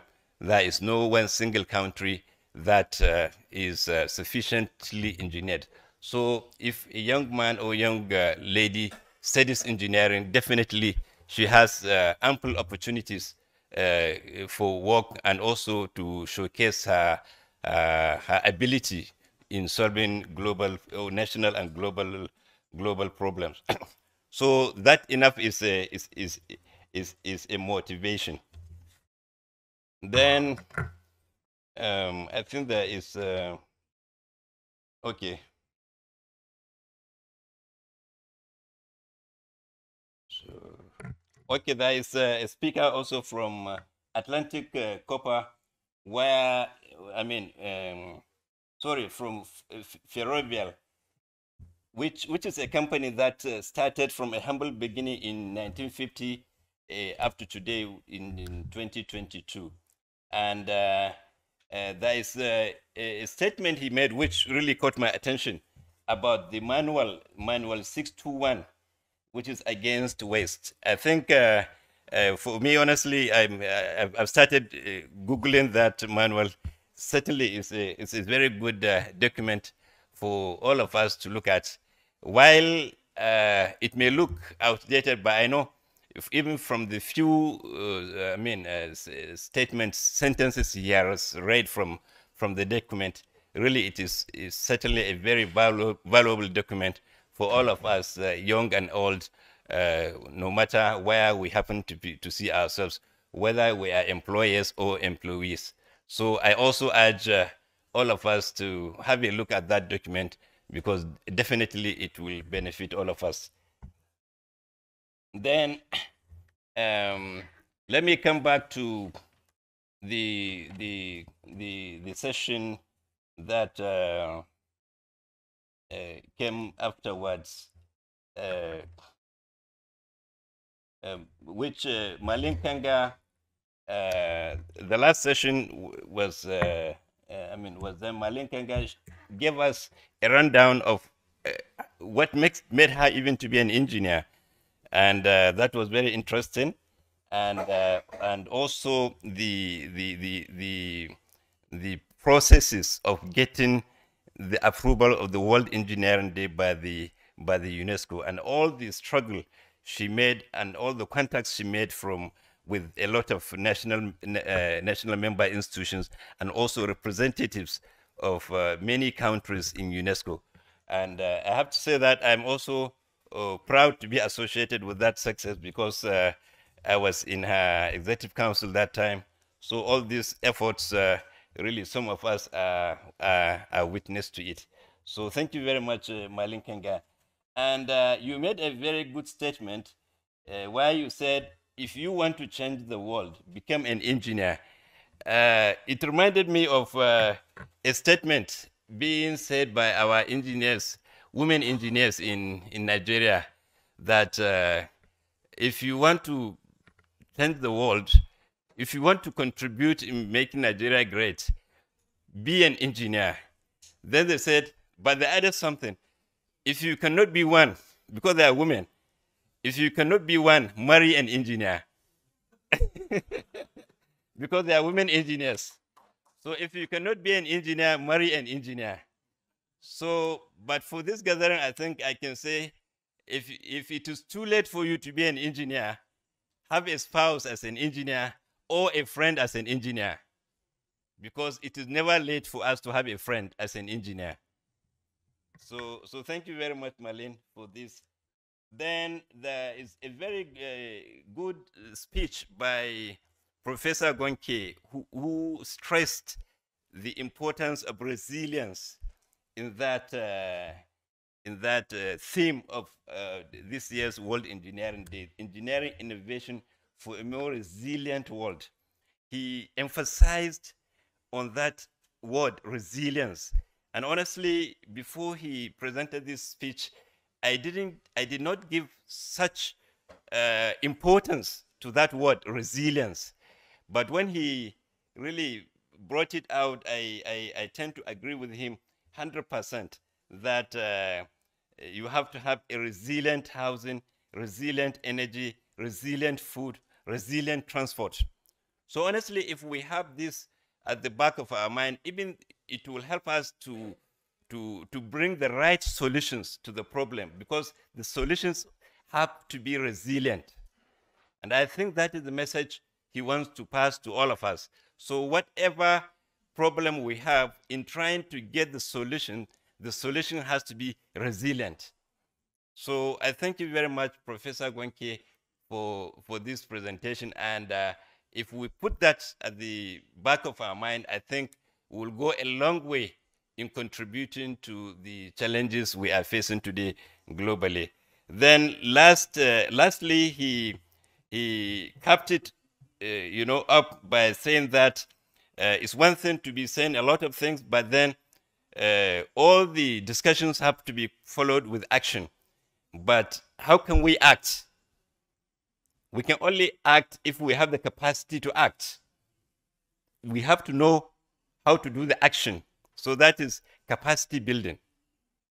Capacity building is very key, and that is why we have one of our standing technical committees is capacity building. And I think capacity building committee has to, work much harder than ever before in realizing these, objectives of the World Engineering Day, and in realizing the objective of WFO to solve global problems.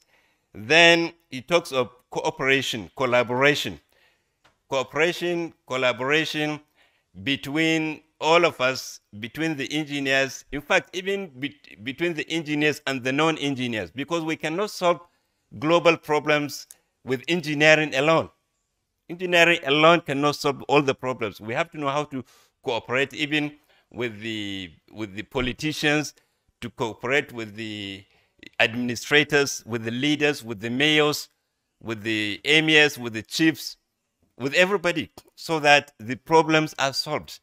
We cannot be an island. So within the engineering family, we know we have to cooperate, the electrical engineer, mechanical engineer, civil engineer, robotics engineer. We have to cooperate within, with one another. Then, of course, we have to cooperate within countries. Somebody from China has to cooperate with somebody from Bahrain, somebody from Nigeria, somebody from Spain, somebody from Brazil, like that. And then we have to cooperate across ages. It shouldn't be, people at 50, 60 above. Then otherwise, we have lived our lives and we want to live the life of others. So the younger ones, we have to carry them closely, with us, so that whatever we do, we show them what we do, we show them the wisdom, and then they show us the talent they have. Because even myself in my house today, if I have some technical problems, I used to call my son, come, how do I go about doing this? Because these guys know better than me, in certain aspects of life, in engineering, in IT, in robotics, in IoT. They know much more than us. So we need to bring them much closer to us than before. Then, of course, the gender balance also.